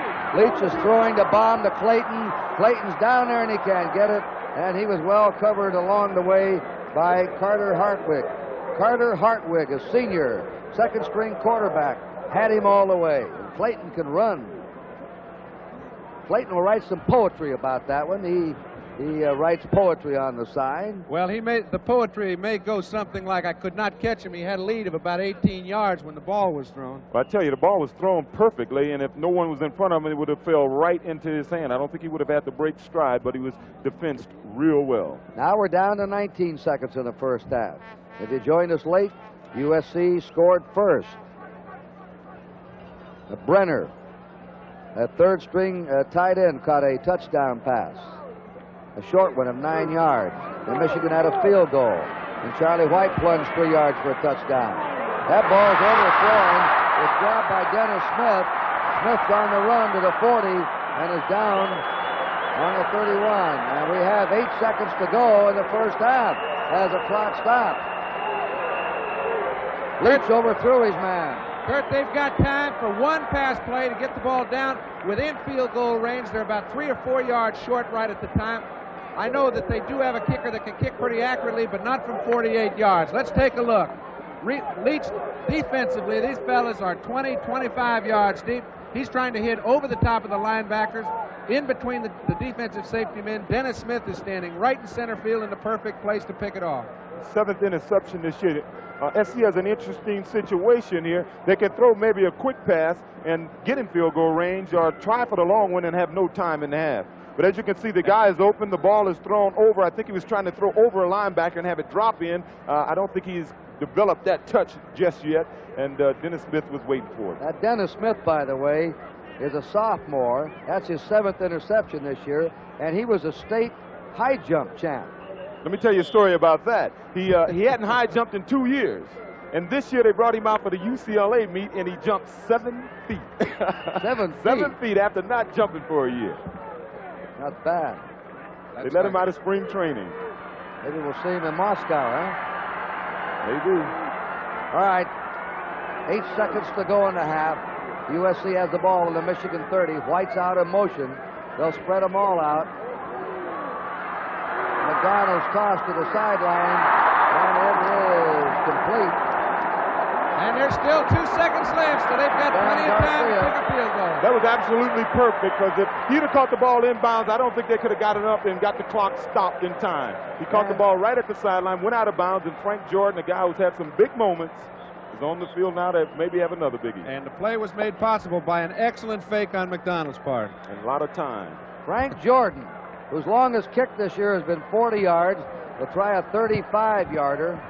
10 out of 19 for him. With 2 seconds left. He beat UCLA with 2 seconds left last year, beat Notre Dame with 2 seconds left this year, and with 2 seconds left, he kicks another one in the Rose Bowl. He's a 2-second man. That's the third game with 2 seconds to go at a half or game, at the end of the game, that he's kicked the field goal. So the opportunist Trojans intercept, throw a pass, then kick a field goal, and grab a last-second score. Now, you want to talk about a 2-second drill. Well, here's the SC 2-second drill. Of course, the clock was stopped. Right down the middle. He's had some big moments as a Trojan. He acts like, well, it's automatic, gentlemen. Just down, pick up my towel, and that's it. Well, that's the end of the first half here from Pasadena, California. And the score is USC 17 and Michigan 3. Kurt Gowdy, John Brody, O.J. Simpson, halftime score 17-3 USC. We've had a first at the Rose Bowl. This is the 65th Rose Bowl game. We had an earthquake, a 4.1 reading on the Richter scale, and a definite earthquake, Yahweh. We didn't feel anything up here. I thought O.J. was moving over there a little bit. But I've lived through a few earthquakes out here in California, but you want to see a stadium empty, you would have seen a record emptying of a stadium if the fans would have known there was an earthquake going on. Yeah, we'd have been sitting in El Segundo. That's. I always tell them, I always tease Reggie McKenzie. I said, no, we're going to be an island. We're not falling into the sea. We're going to be an island. You're going to have to pay a lot of money to come out west. All right, now remember today in the Sugar Bowl, Alabama defeated previously unbeaten Penn State 14-7. USC has lost only one game this year. They defeated Alabama early in the year. Michigan has lost only one game. And those Michigan fans. So the importance here is if USC wins with the defeat over Alabama earlier, that is really going to stir up a national debate who's the mythical champ, and Penn State losing. Michigan, if it rallies to win, they would have quite an argument. And don't think that the score is any indication of the way this ball game has gone. Michigan has taken them on at the line of scrimmage. They've played head to toe with them. I think they played every bit as well. They got one touchdown gift given to USC. We mentioned earlier that Rick Leach has to have a good day for Michigan to win. He is so instrumental to their offense. That's Paul McDonald, who has had a pretty good day up to now. But Rick is 2 for 10 with 2 interceptions. Both those balls were poorly thrown. I think we'll see a lot more throws in this half, and they can get right back in it. Tony Jackson is nailed deep in his own territory on the kickoff. And down there covering is Kenny Moore, a sophomore from San Fernando. So Michigan has the ball on their 21-yard line. Remember the Orange Bowl coming up next. 2 of the high-powered offensive teams in the nation. Nebraska against Oklahoma. The first game, 17-14, Nebraska winning. You know, Kurt, you were talking about SC's phenomenal second quarter. They outscored the opponent 10-3 in the second quarter today, but Michigan is noted for their third quarter. Let's see how they do in it. Roosevelt Smith is starting the second half. And he hits one over the 25 to about the 26-yard line. Stopped by Ricky Gray and Larry McGrew. Your backfield, Rick Leach, the quarterback. Roosevelt Smith is the tailback. Russell Davis is the fullback. They're alternating the tight ends. Doug Marsh coming on the field in place of Gene Johnson. Feaster and Clayton are the wide receivers. Giesler, Powers, Nada, Bartnick, and Dufek are up front. Second down, 5, Michigan on their 26.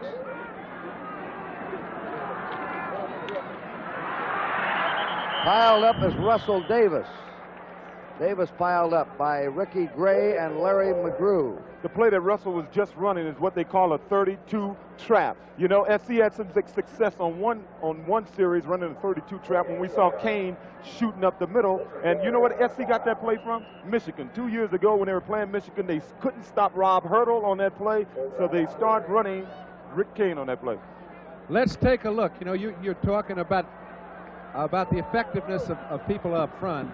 I really think it's been pretty even that way. You see the real problem statistically, 2 for 10 for Leach. That's got to improve. Leach flares it out. He hits his receiver. That is Roosevelt Smith.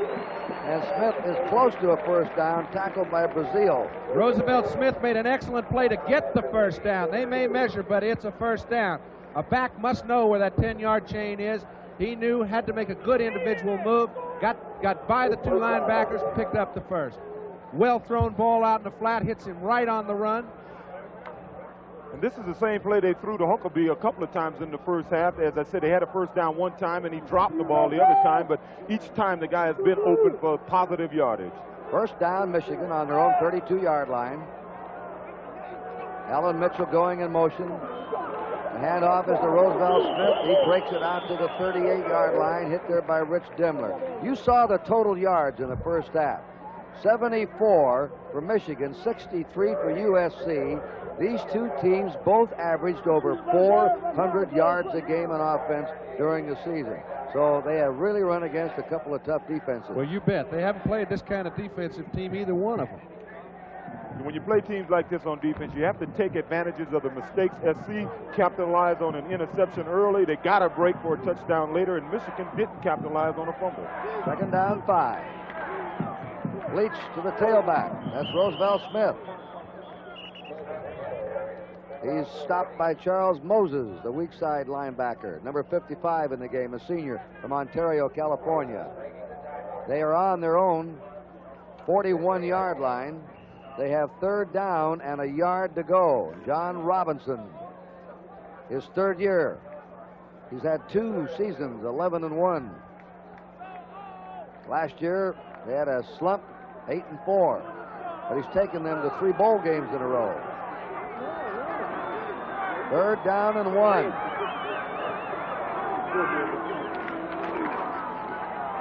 run the option. Roosevelt Smith. And he does not have it. Great pursuit there by the Rover, Ron Lott, number 42, who chased him across and wouldn't let him get up to that yardstick. And SC's defensive quickness is so astounding that they just let Leach kind of keep going, work himself into a corner with the sideline. They've got such fine pursuit, they just let him go nowhere. Here comes Rick. He's coming out. He's looking for somebody to option on. However, there is nobody. They're attacking from the inside out. Their cornerbacks are coming up. Their Wolfman makes a great play. They're in punting situation. Greg Wilner to punt. Raymond Butler is the deep man. Kicks that off the side of his foot. It's to the short man on the 35-yard line, and catching that ball was Willie Crawford. So USC will go on the attack early in the third period. It is USC 17 and Michigan 3.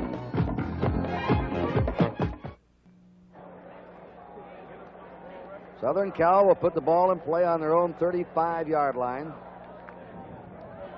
Michigan lining up. They'll have Turkovac at middle guard. Greer and Kites flanking him. And there goes Lynn Kane. He's been the top ball carrier for USC. Lynn Kane right up the middle, and the free safety had to bang him down. As I said, where they got that play for, it's called a 32 trap.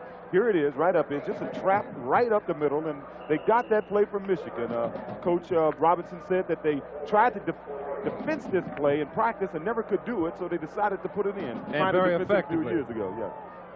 Kane had 38 yards rushing in the first half. Charlie White held to 35. There goes White, and White's into Michigan territory. Stumbling down on the Michigan 47, Ron Simpkins, number 40, brought him down. Anytime White goes below 100 yards, that's news. Southern Cal on the Michigan. Let's call it the Michigan 48. Second down, 6.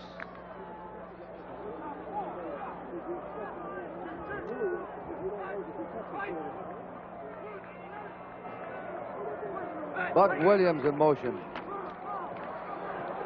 At the 46-yard line, Charlie White hit by Mark Brayman and Ron Simpkins again. Boy, and when that Ron Simpkins hits you, he lays the wood. Third and 4 for USC on the Michigan 46. White now 41 yards, 17 carries. He's paid a price for every one of those yards. It's less than 3 yards average for him a carry. He averaged 147 yards a game this year on the ground.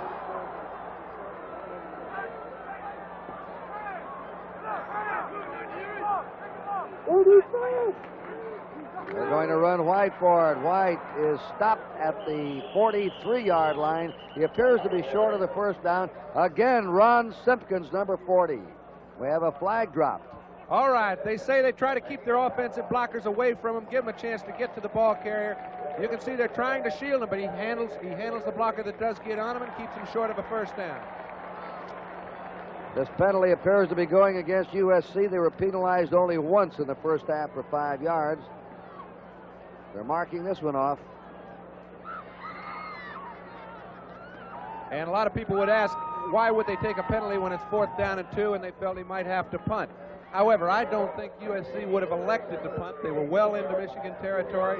They could have kept their drive alive by getting a yard and a half. Now they're in no man's land, 3rd and 20. And I don't think 20 is right. I don't think at this point in time, Coach Robinson is going to try to pick it all up now. They have a 17-3 lead. He probably played very conservative at this point in time. There goes White in motion. 10 minutes to play in the 3rd period. Shows how much I know. McDonald's with a fumble. And who has it? USC recovered. Looked like John Geisler. Jerry Meter was there. And then Keith Van Horn got underneath him. Meter had the first shot at it. Let it get away from him. This is the same thing that happened to him earlier in the game when he fumbled. He didn't even see the man, and you can see he paid the price. He dropped the ball, and that's one of the reasons they should have ran a conservative play. Well, that's good. That hindsight's 20/20, pal. Marty King in punt formation. Time on the official. Marty King in the first half averaged 48 yards a punt, mostly on the bounce. Well, I've gotten a little more respect for Paul McDonald. He's taking some shots today, and he's still coming back in there playing. Michael Jolly is the safety man. They're going to try and do what they can to block this punt. They go after him. Another low boot. Jolly takes it on the 35. He's to the 40.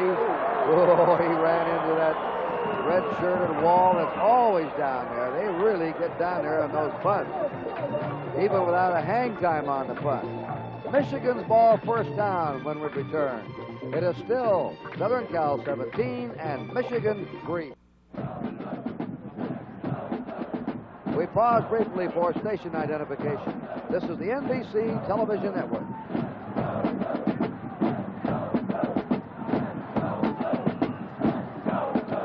Kurt Gowdy, John Brody, O.J. Simpson in the Rose Bowl. Michigan has a first down on their own 40-yard line. They're 14 points behind. They're approaching the midway mark of the 3rd period. Leach is looking. Flares it out. He's got it to Roosevelt Smith. And Smith is stopped at the 46 by Gary Cobb, the strong side out linebacker. Kurt, they're giving him that pass. I think it's very sane if they take advantage of it, pick it up on first down. One of these times he's going to break away from those linebackers trying to recover. They're giving up everything, going into the middle of the field, trying to make a tough throw for Leach to get to one of his wide receivers.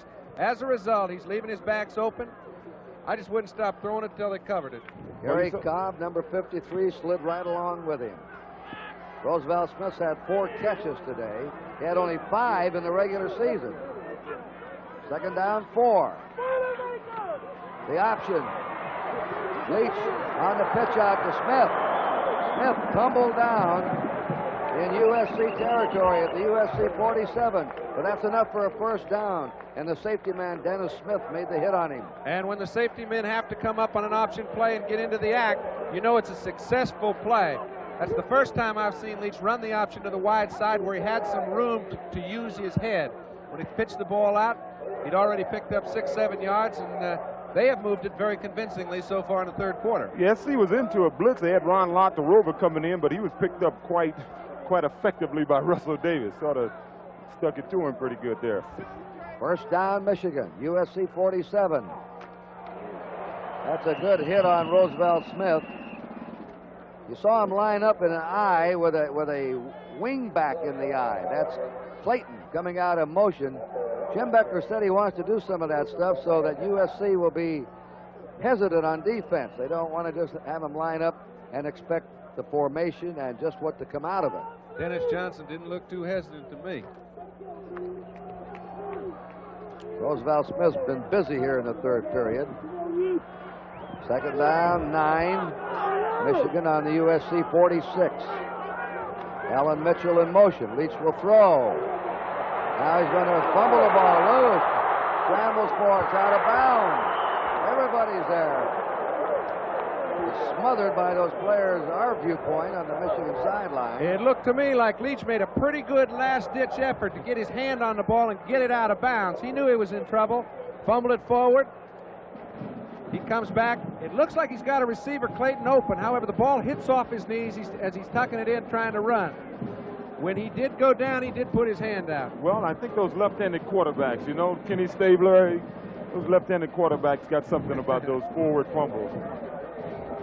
And, of course, an unusual game today with two starting left-handers. 39-yard line of USC. Third down and 2 to go for Michigan. 7 minutes to play in the third period. Flags go down. Did they take too much time? 25 seconds to run a playoff in college football. They did. John, you think he was checking off? I don't really know. I think he had a play call. It was an option play, and I don't think you would check off in that circumstance. It didn't look to me as if he was going back to throw the balls. There wouldn't be any reason to have done so. I think they were just a little late getting out of the huddle. Yeah, they didn't spend much time on the line of scrimmage then. There's a man you just saw, that's a legal delay, John Robinson, who said he started the Rose Bowl game when he played up at Oregon. The last 7 seconds of the game, he came in, and the other club quarterback ran back and fell on the ball, according to Robinson, because he was scared of Robinson's entrance into the game. And the game was over. So he had a very short Rose Bowl history as a player. Back to the 44 of USC. Third down and 7. Leach fakes. Look at him pursuing. He better throw. He throws on the run. He's got him! And it is a touchdown, Michigan.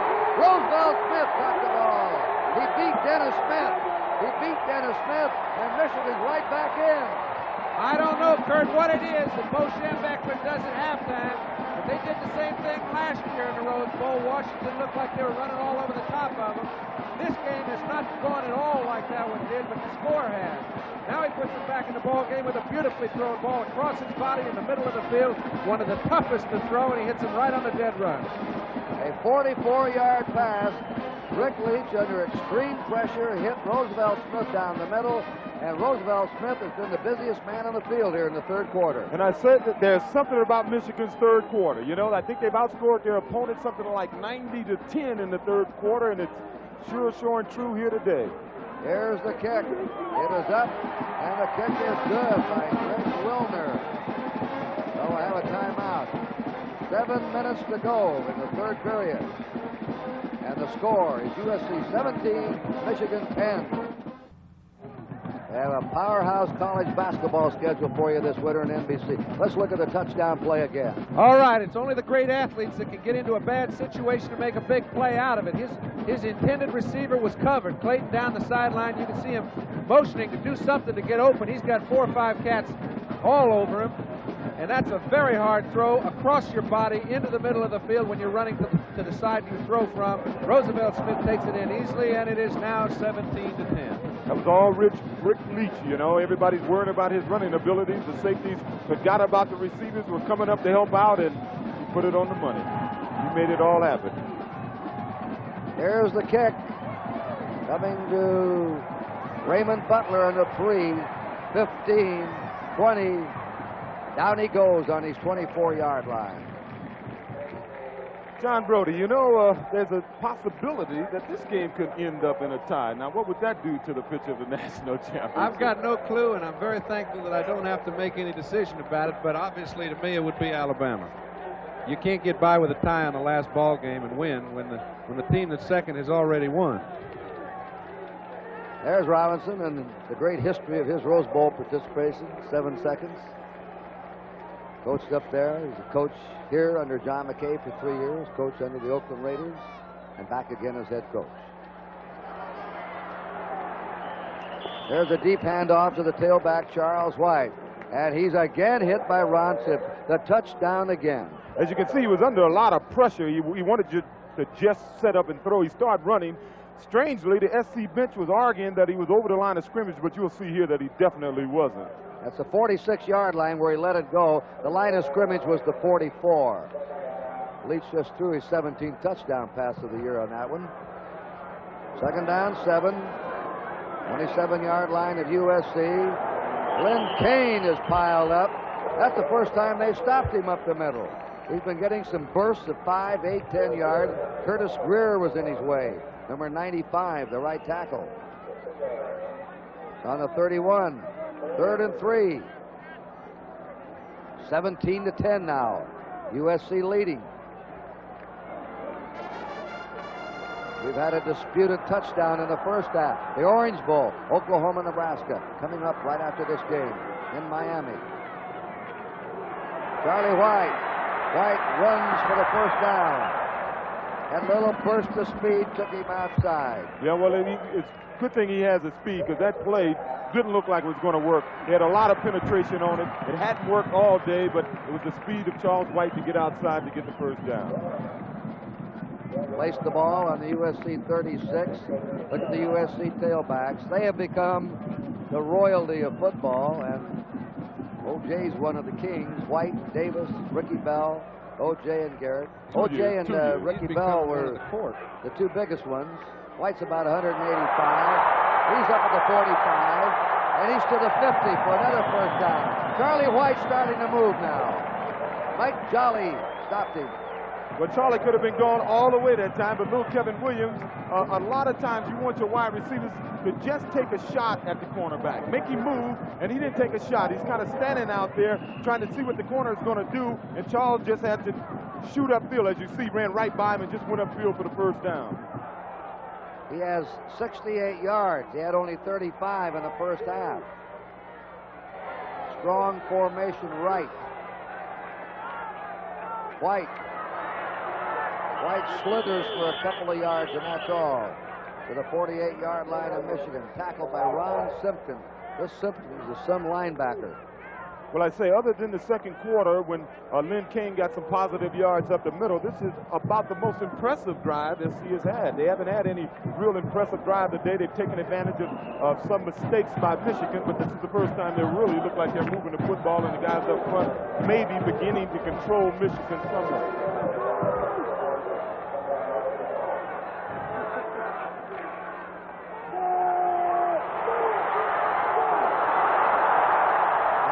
Throws, and is incomplete at the 21. Mark Brayman was there. That's the bug, Williams. And you just have an innate sense as a quarterback where that line of scrimmage was. That was about as close as he could possibly cut it. However, he's had a bad ankle as we watch Sweeney go down the field. He's trying to come all the way across.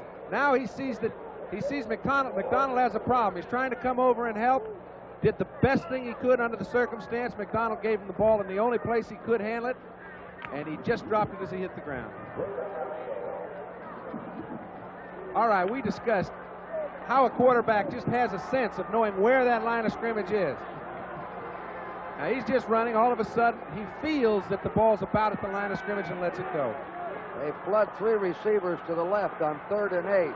McDonald looks him over right down the middle. Falling down was Sweeney, and it was nearly intercepted by Mark Brayman. Calvin Sweeney fell down, and it was nearly intercepted by Brayman. And I think the impressive thing defensively to me about Michigan, they said they don't play against too many throwing teams. However, the Big Ten has changed. I'll tell you, Darrell Rogers, Lee Corso, these guys have changed that thing. They played excellent defensive back play, and I think it's kept McDonald from being as effective as he has been all year. Simpkins tries to get his hand in the act, too. There's the kick by Marnie King. And it is into the end zone for a touchback. Michigan's ball, first down on their own 20. We have 4 minutes, 21 seconds left in this third period. The score is Southern Cal 17, Michigan 10.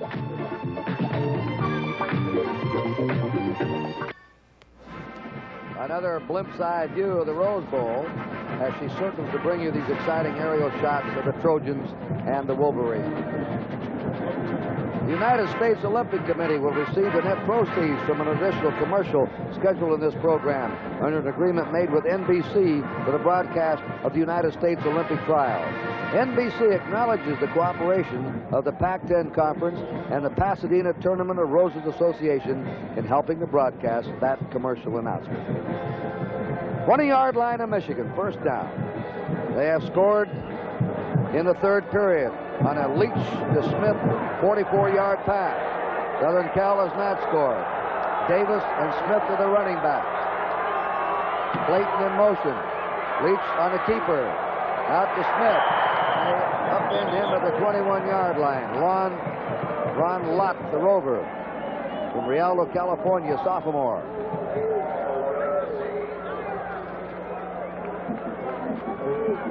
You may be wondering why Huckabee is not in the game. I think he's been having a lot of problems in practice. He hasn't been he's been injured quite a bit, and I didn't think he was running with a lot of authority early in the game. Now his replacement is doing an excellent job. There he is on the sideline. Well, he was there. Roosevelt Smith's been doing the job, and I think that's why he's standing there right now. Yeah. Roosevelt had a couple of big games. He went for over 150 yards against Wisconsin this year. They flare it out. Roosevelt Smith, 25, down on the 26-yard line. Dennis Smith coming up to banging down. A gain of 4, 3rd and 4 for Michigan. They want this first down to keep it going. 3.5 minutes remain in the third period. They're trailing by 7.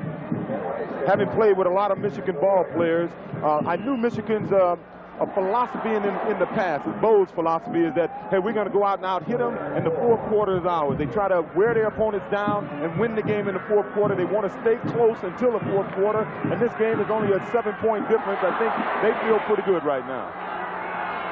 3rd down 4.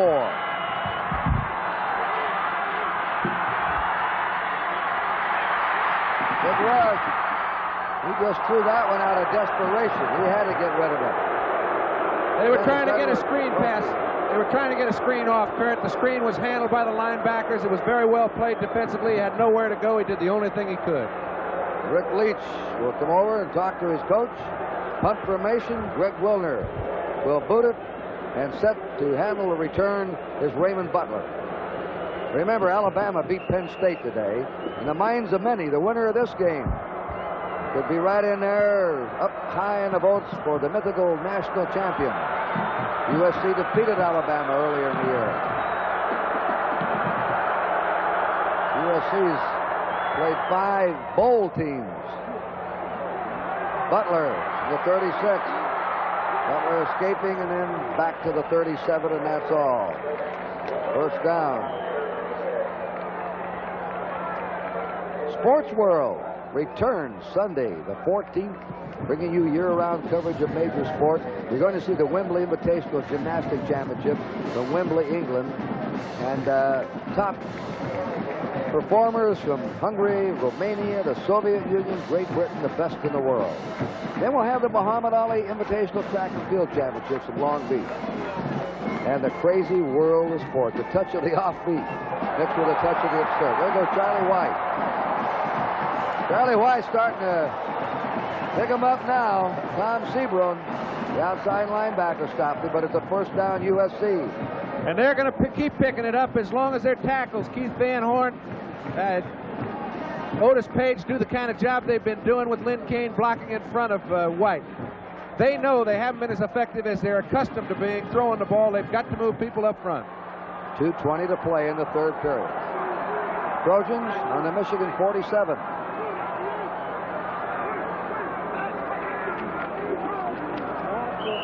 Kane stopped at the 45-yard line. Lynn Kane.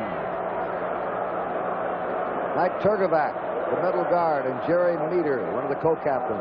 Well, SC's got to take advantage of this quarter. They've been getting some pretty good field position, and that just doesn't happen the whole games, and they got to take some advantage of that. They got to get a score in this quarter, hopefully on this drive, or it's going to give the momentum to Michigan, I think, going into the fourth quarter. Second down 8. Rockachan in motion. Charlie White, he goes down. He may have lost a yard. Mark Raymond really played that well, number 28, to bring him to the turf. Third coming for USC. They have a 3rd and 8. Let's check the passing figures for McDonald. He's only attempted 7 and completed 4. For 23 yards. That's not what you call a blockbuster. Well, way below his seasonal output. Bug Williams going out to the right. 3rd and 8. Going to the Bug, and he fell down. Williams fell down. They're slipping a lot here. Kevin Williams, 155-pounder, but he's an all Pac-10 receiver. Gets a one-on-one coverage. He's got him in a good position, but he can't keep his feet. Ball's thrown just a little behind him. Had he kept his feet, he could have moved inside and grabbed it. Marty King punting. Mike Jolly again, the safety. A high kick. Fair catch call. Jolly fields it on his 10-yard line. Michigan will put the ball in play with 43 seconds to go in the 3rd quarter. The Orange Bowl right after this one. The Orange Bowl, the Nebraska team led by running backs I.M. Hip, Rick Byrne. They were 2nd in the nation in both rushing offense and scoring offense. 1st in total defense. And you know how Oklahoma can run the ball. Suddenly, now the Nebraska people were disappointed. Now they're anxious for that rematch down there. They want to show that the victory over Oklahoma was no fluke. 1st down, Michigan on their 11. Leach. Out it goes to Roosevelt Smith. I haven't seen Michigan do this in previous Rose Bowls, throw deep in their own territory. They wanted to throw the ball deep also, but it was very well played by Lavender. Gave the wide receiver no room at all. Leach had to come up, and that's the first time the linebackers have pursued well on the halfback. Well, I say that's the same play they've been running a lot. They try to run the receiver into the flat. They run the the halfback. They loop him out of the backfield. Hopefully, he'll bring the cornerback up, and they try to hit the receiver going down the sideline. 2nd down, 10. Roosevelt Smith stopped at the 12-yard line. He's hit there by Dennis Edwards, the freshman, a phenom at right tackle, and another freshman, Ricky Gray, the weak side linebacker.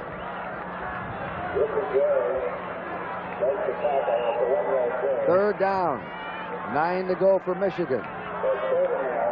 They may not get the playoff before the gun of the 3rd quarter sounds. The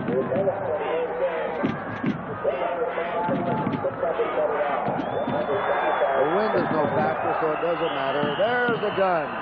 And the end of the 3rd quarter of the 65th Rose Bowl game with the score of the University of Southern California 17 and the University of Michigan 10. Kurt Gowdy, John Brody, O.J. Simpson take you into the 4th period. Michigan has outgained USC total offense.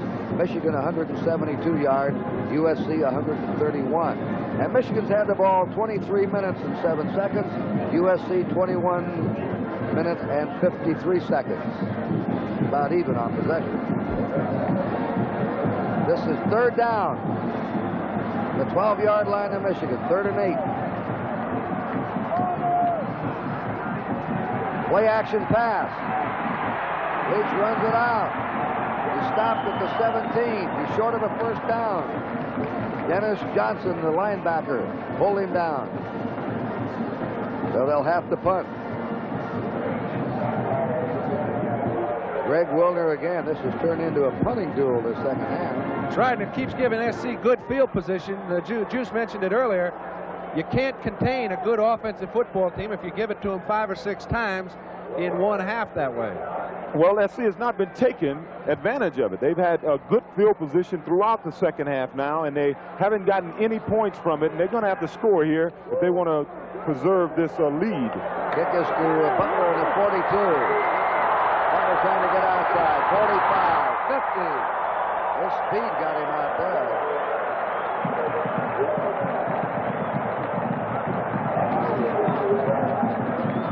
So his outside speed enabled him to pick up 7 or 8 extra yards, and the Trojans had the ball on the 46-yard line of Michigan with a score 17-10 USC. 14 minutes to go. McDonald. White is buried. He ran under Tom Sebring, number 91, and Curtis Greer, number 95. And that's a loss. With the Michigan 48, a 2nd and 12.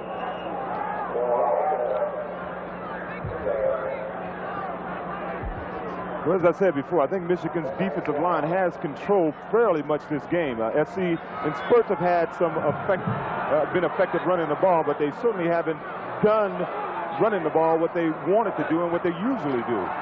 McDonald is going to throw. Maybe he didn't. That's Curtis Greer. He's been a terror here in the second half. Greer right in there on him, 95 for a big loss. Kurt, again, he had nobody open downfield. I'll tell you, defensive backs for Michigan are covering those receivers like blankets. They're covering awfully good people, too. Can't throw it if you can't get any time. 3rd down and 17.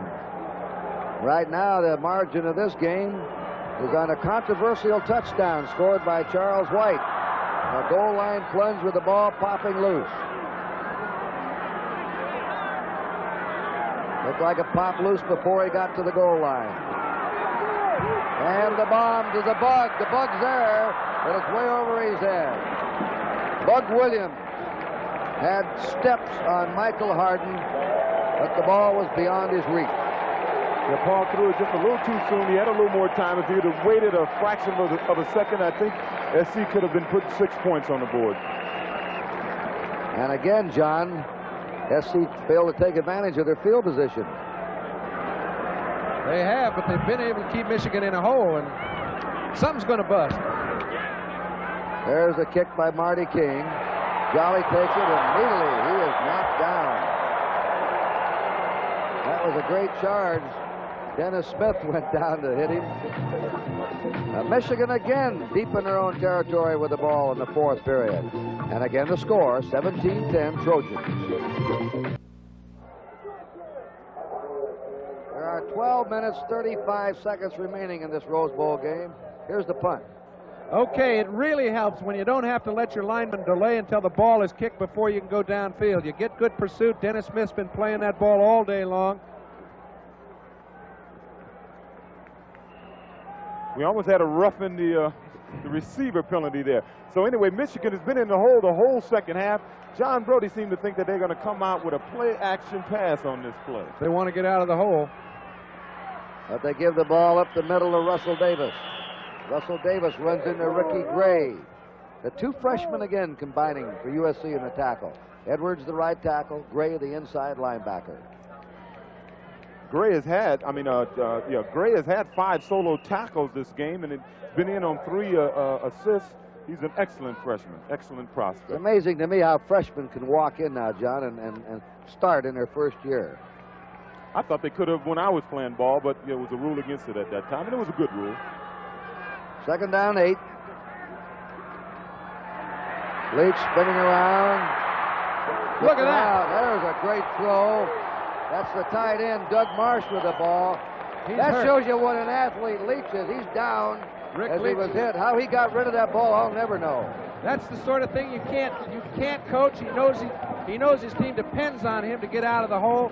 As he goes back to throw, he's barely the first man back there. Lapka's in good shape. Dennis Johnson almost brings him down. He gets away, and just as he gets hit, he throws the ball, and I think his knee just buckled under him a bit. But they did get a big play, and they're out of a hole. Well, some of the SC players were arguing that his knee touched the ground and he was down, and it was pretty close. But I think he got it off. He's an excellent football player. He's making it all happen for Michigan.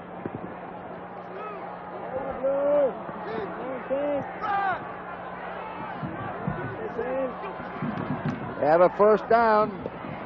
Leach keeps it on the keeper and goes to the 31-yard line. Ricky Gray again.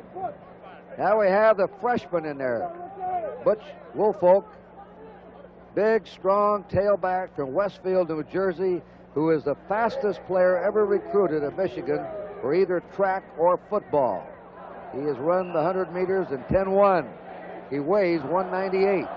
You'll be hearing a lot of him. Second down, 7. Wolverines on their 31. There he is, Butch Woolfolk. And Myron Lapka wrapped him up. Welcome to the Rose Bowl, son.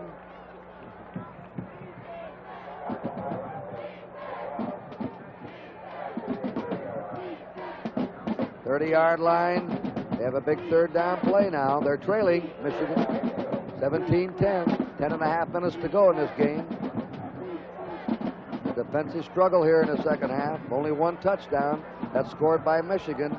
44-yard pass. Leach to Roosevelt Smith. Smith's back in at tailback. Leach is going to throw. The protection. He runs out of the pocket. Gets to the 30. Dives down. He's short of the first down in the 34. Fell in front of Gary Cobb. They were all covered. I tell you, the man is so agile. He's such a fine athlete. It's virtually impossible to sack him unless you bring 1 or 2 linebackers. They're rushing 3 men. He's just picking his way through there, and I think he can run for 5 yards all day long just by setting up the pass and taking off. And 5 was just about 4 short that time, so they've got to punt. And again, they got out of the hole, but they have to get a sustained drive. If I was them, I swear I'd drop back to throw on first down. If you find the receiver open, throw. If not, run. And I think he'd get 5-6 yards every first down. Greg Wilner boots it to Butler, calls for a fair catch at the 34. Both teams are jockeying now, waiting for something to happen. A fumble, an interception, some kind of a break. 9 minutes, 22 seconds to go in the game. Still at 17-10 USC.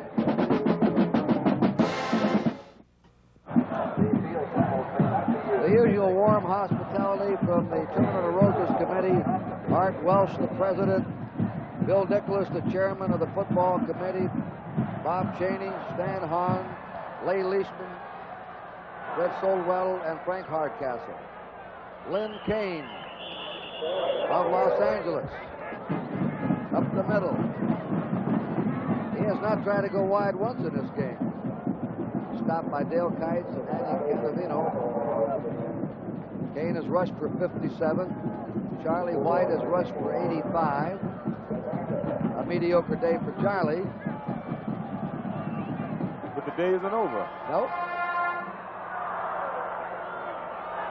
Second down, 6. There's White. White out to the 43. White is 183, but much stronger than you'd think he'd be. Very, very compact, a hard hitter. Okay, when his offensive linemen move people out of there, he can get going. However, you saw Otis Page stood up at the line of scrimmage. He has moved people out earlier during the day. He did not that time. White picked up 4 or 5 on his own. They've got it down to 3rd and 1. I saw the center, Ray Peters get up. He was limping quite a bit. If he goes out of the game, they have to put their 7th string center in. That could be problems. 3rd and 1, USC. White, first down. 46-yard line of USC. I don't think White is not paying a price every time he goes in there. He's getting tagged. He's getting up in the air quite a bit. Michigan has a lot of, their defensive line is not a huge defensive line. They get low, they get under the big guys. It forces the back to go up and over the top, and you're vulnerable when you're in the air. And Charles can take some pretty good shots coming down from trying to leap over that defensive line. First down, Trojans are 46. They're ahead 17-10, midway in the 4th period. There goes Kane. That time he tried outside tackle Lynn Kane. Gene Bell, the Wolfman, slid over there. They'll wrap him up. Put it on the USC 49, a gain of 3 and 2nd and 7. Well, it's a gain of about 3.5, and I think they consider that a successful play. Any time they can get near 4 yards on first down from the fullback, SC considers that a very successful play. The lights are on here in the Rose Bowl, by the way. Second down, 7. Charlie White And he picks up 5 more. He goes to the Michigan 46. This is just old bread and butter football right now. Straight ahead, bang it out, keep the ball. We're in the lead. Ron Simpkins again made the tackle for the University of Michigan. Now they've got a long 2.5. Interesting fact. They escaped with their life here against Notre Dame. USC's had some second half troubles during the year. Well, something's happening now. Charles White has just ran off the field. As I said, he's been paying a price running in there, and I don't know if he shook up. Well, we'll check this out, and while we do, again, the score is USC 17 and Michigan 10.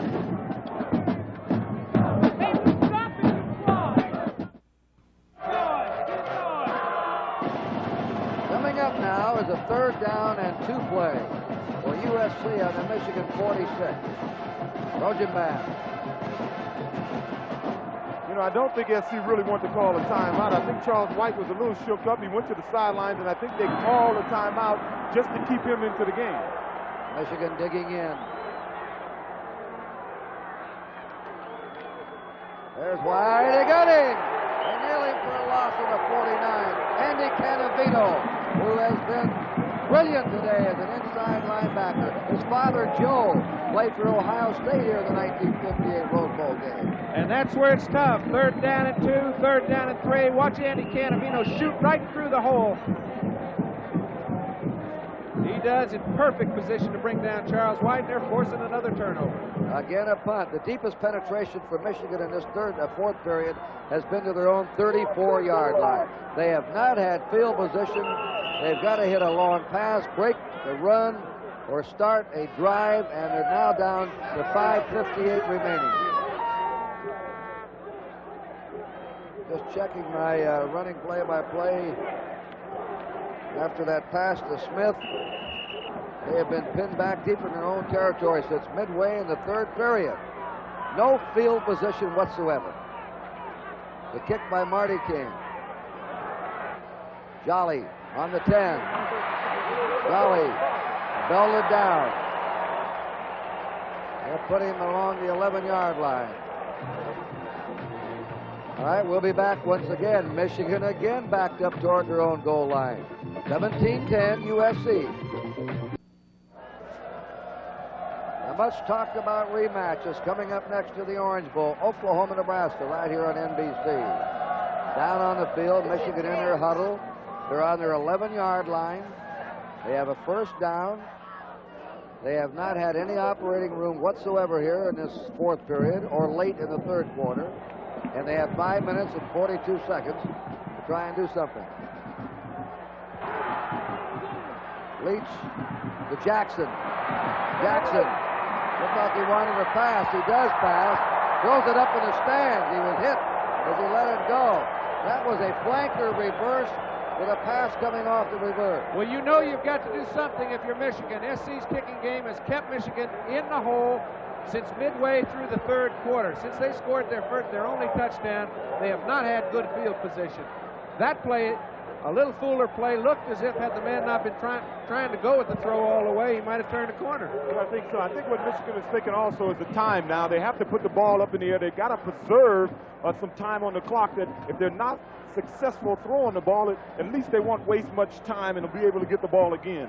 Hopefully in better position. Tony Jackson went out. Ralph Clayton replaced him. It was Charlie Moses that hurried Tony Jackson on that throw. Now Leach is back to pass. He shoots it out. There he is. He's got a receiver for a 1st down. That's Ralph Clayton. Clayton caught the ball up around his 30-yard line, tackled immediately by Larry Brazil, the cornerback. All right, Rick Leach does it in the toughest of circumstances. It's a one-man pattern. He's got Clayton going down deep into the zone area, behind the linebackers. Leach puts the ball over the top of Dennis Johnson, right where it has to be thrown. They get out of a hole, and they've got about 5 minutes and 27 seconds to do something. And Clayton is down. Let's watch him again. All right, perfect turn. Just the way you draw it up. Gives himself a lot of leeway to go for the ball wherever it's thrown. When you take a look. When a man is running against his own defense, just to come flying across there doesn't do you much good. He gives himself an opportunity to move wherever the ball is thrown. Leach is under a lot of pressure, puts it in the hole that exposes itself, and Clayton brings it down. And we're waiting to see what's with Clayton. He's flipping off, as you see. I don't believe it's serious. Back every step, he's getting a little more confidence. But he's going to be replaced as he comes off. Well, it looks to me like Leach's adrenaline is flowing. You know, the stage is set. He's a senior. He started 4 years. He's never won out here. I think the stage is set for Rick Leach to go out in a flurry here. He certainly put that last pass on the money. He hands off to Roosevelt Smith. And you had some great pursuit there by Myron Lapka, the left tackle, and Dimmler, the nose guard. They're a tough couple of fellas to run against, along with the right tackle, that freshman Dennis Edwards, who's been such an excellent pass rusher today. 32-yard line of Michigan. 2nd and 8. I'll tell you, there's a beautiful scene right now here. Pasadena, the sun, the setting sun is hitting the San Gabriel Mountain. And there's a sort of a pinkish color in those mountains. It's just beautiful. 2nd down, 8.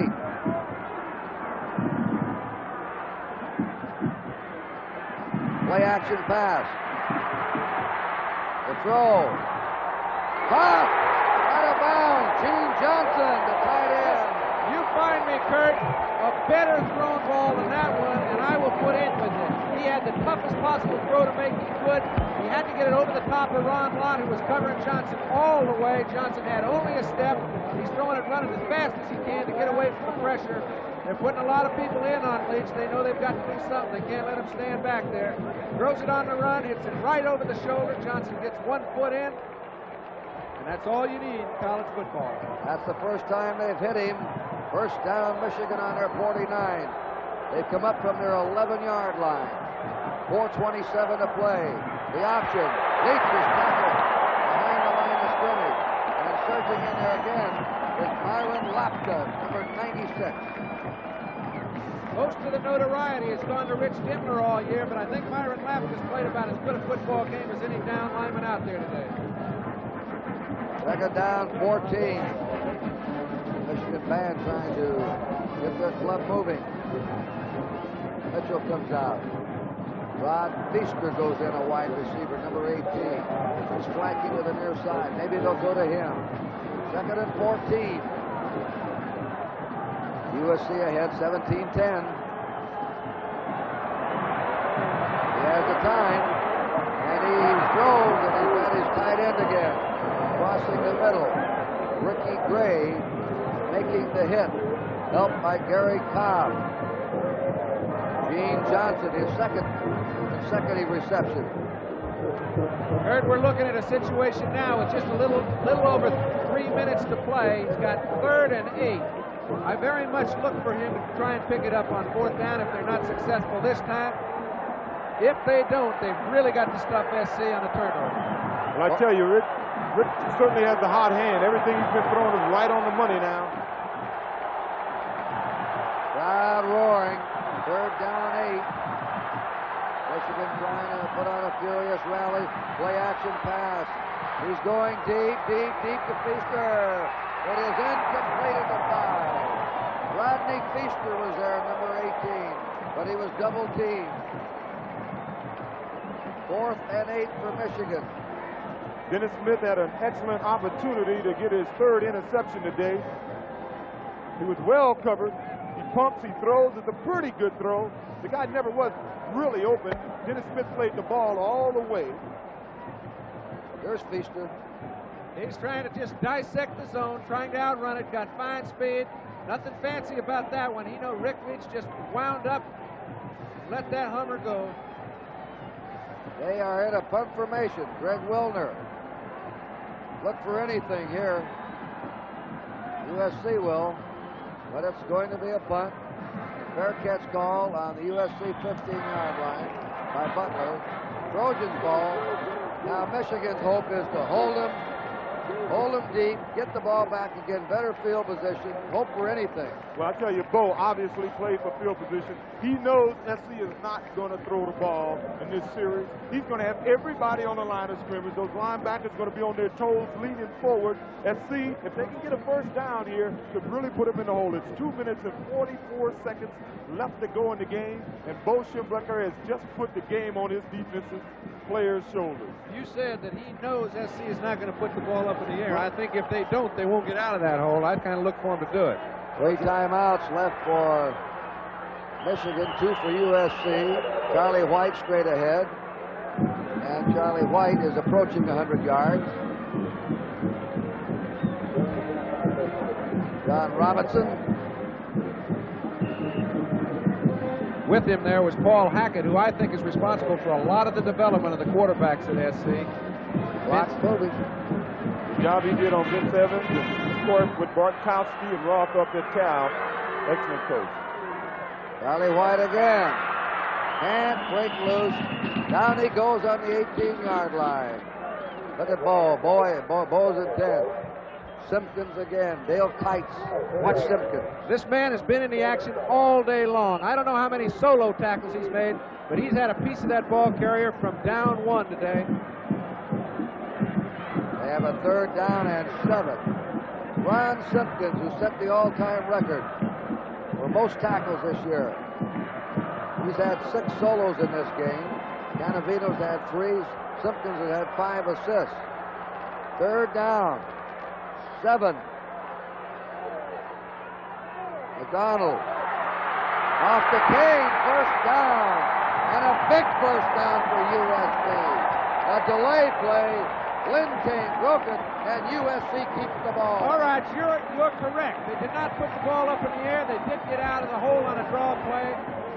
That's good play up front. They only made one mistake. He ran out of bounds. He should have stayed on the field of play, forced Michigan to use the timeout. He ran out of bounds, but at this point, with 1 minute and 24 seconds left, they're not playing defensive offense. They're going to play offense. They're going to try to get a first down. I think that's what they needed. Even if they don't get the first down, they'll punt, keep Michigan in the hole with very little time left. 1 minute 24 remaining. USC ahead 17-10. Lynn Kane again. Kane finding the hole. Quick start. Canavino and Harden teamed up to take him.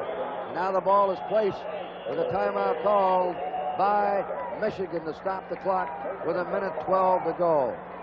Ball just over the 50-yard line. All right, Michigan has 2 timeouts left. However, if they get another first down, there is not enough time to keep things going. Let me check it. It's on the 46-yard line. We're going to take a timeout here along NBC Way. 17-10 is the score. USC in the lead. We've had a look at this view here. Isn't that gorgeous? Pasadena. Right now, the view for USC is at 2nd and 2 on their 46-yard line. They're trying to keep the ball. Charlie White has a first down. They stop the clock on the first down at the 49 of USC. Charlie White's gone over 100 yards.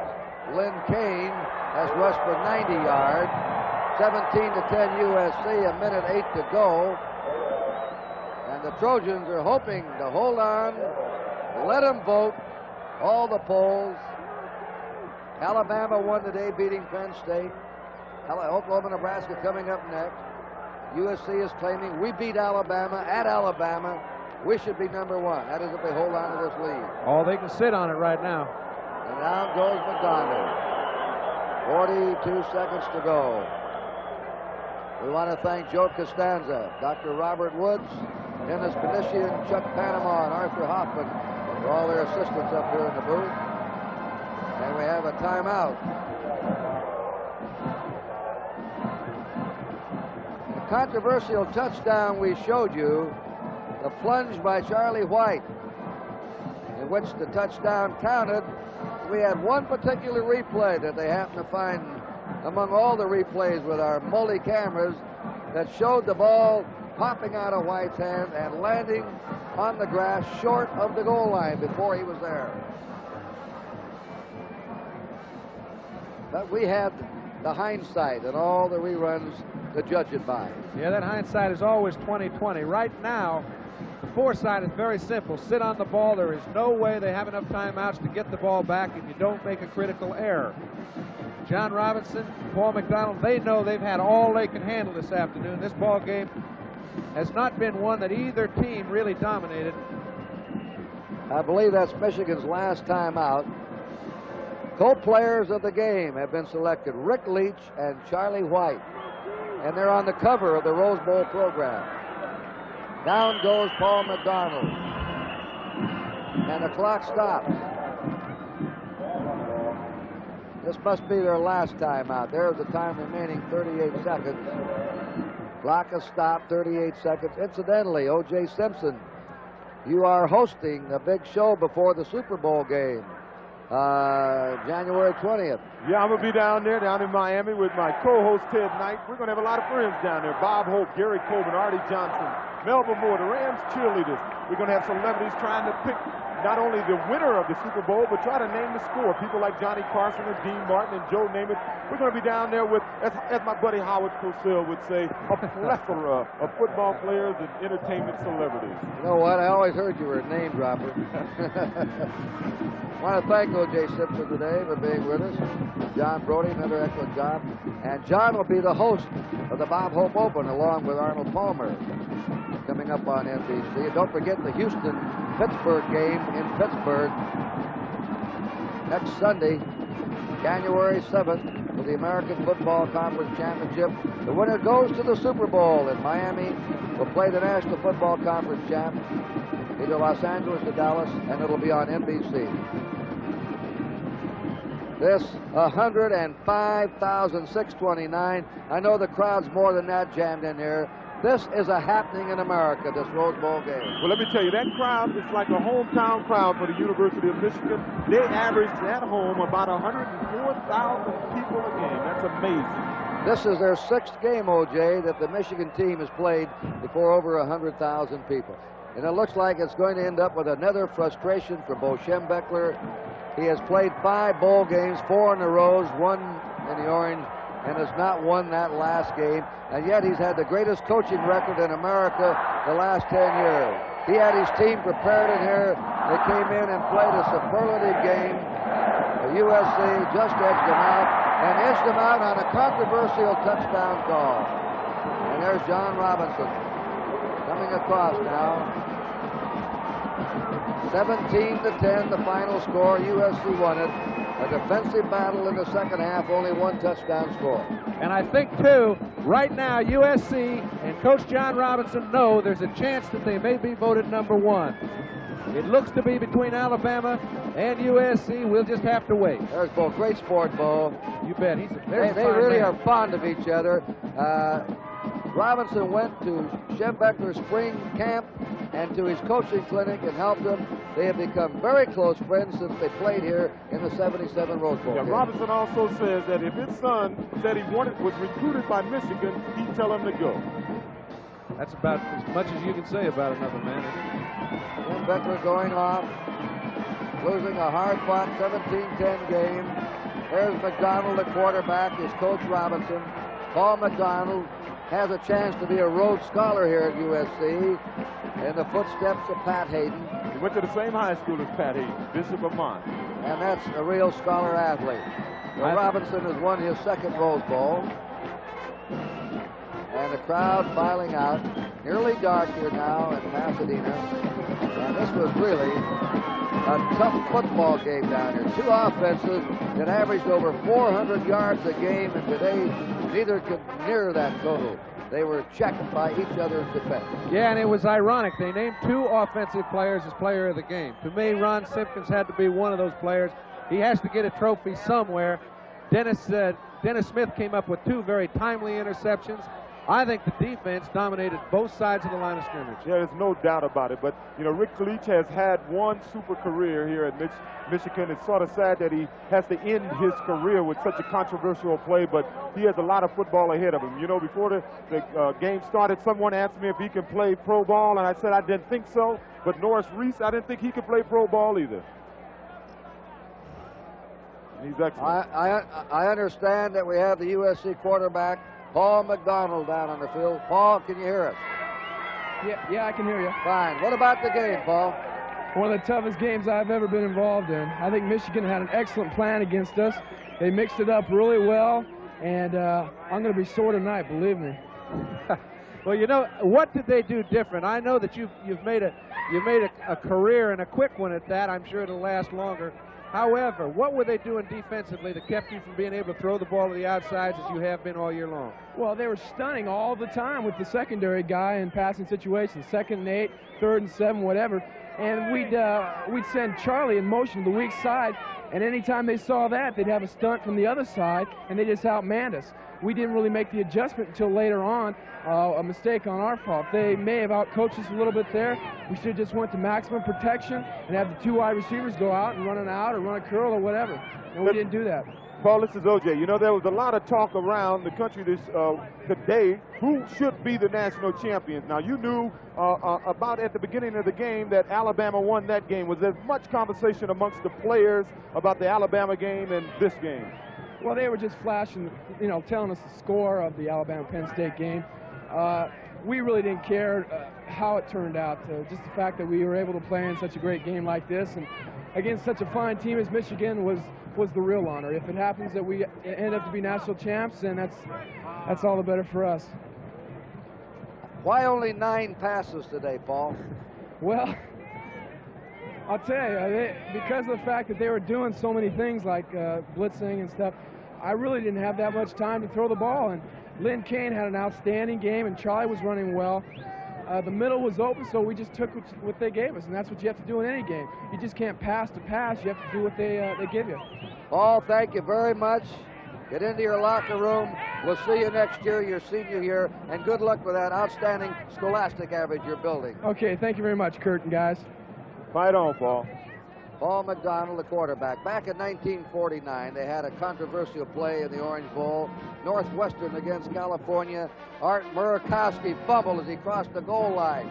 Here's a play in the first half. Watch it now. Charlie White has the ball. Is this a touchdown or not? There's the ball. And it is. There's the ball dropped before he reaches the goal line. Definitely on that replay, it is not a touchdown. And they got 7 points for it. That makes it good. 17-10 USC. Sometimes you can say, hey, if you took away a touchdown, the game would have been tied or it would have gone differently. Obviously, that was a big turning point in this ball game. I don't know what would have developed had that play been called a fumble. However, I do know that USC has the skins on the wall, and that's the way it goes in this game. Well, certainly both teams would probably have played the game a lot different if that was rule of fumble, but I understand at halftime, I'm not sure of this. They told me it was a Big Ten official that made the call, so us out here at SC, we're a little happy that it was a Big Ten official that made that call. Well, I've still got to tell you, you know, with all our multi cameras, all the reruns, and you've heard so much about this in football telecasting the last year or two, it is great to have that hindsight and 30 minutes later be able to pick it out and do it. It's a lot easier to do it that way. I'll tell you, call it sometimes, right now. Kurt, sometimes down in the truck they're doing a little scrambling just like we do up here in the booth. It took them 4 replays to find that baby. Harry Coyle's been doing it for years. He came up with a good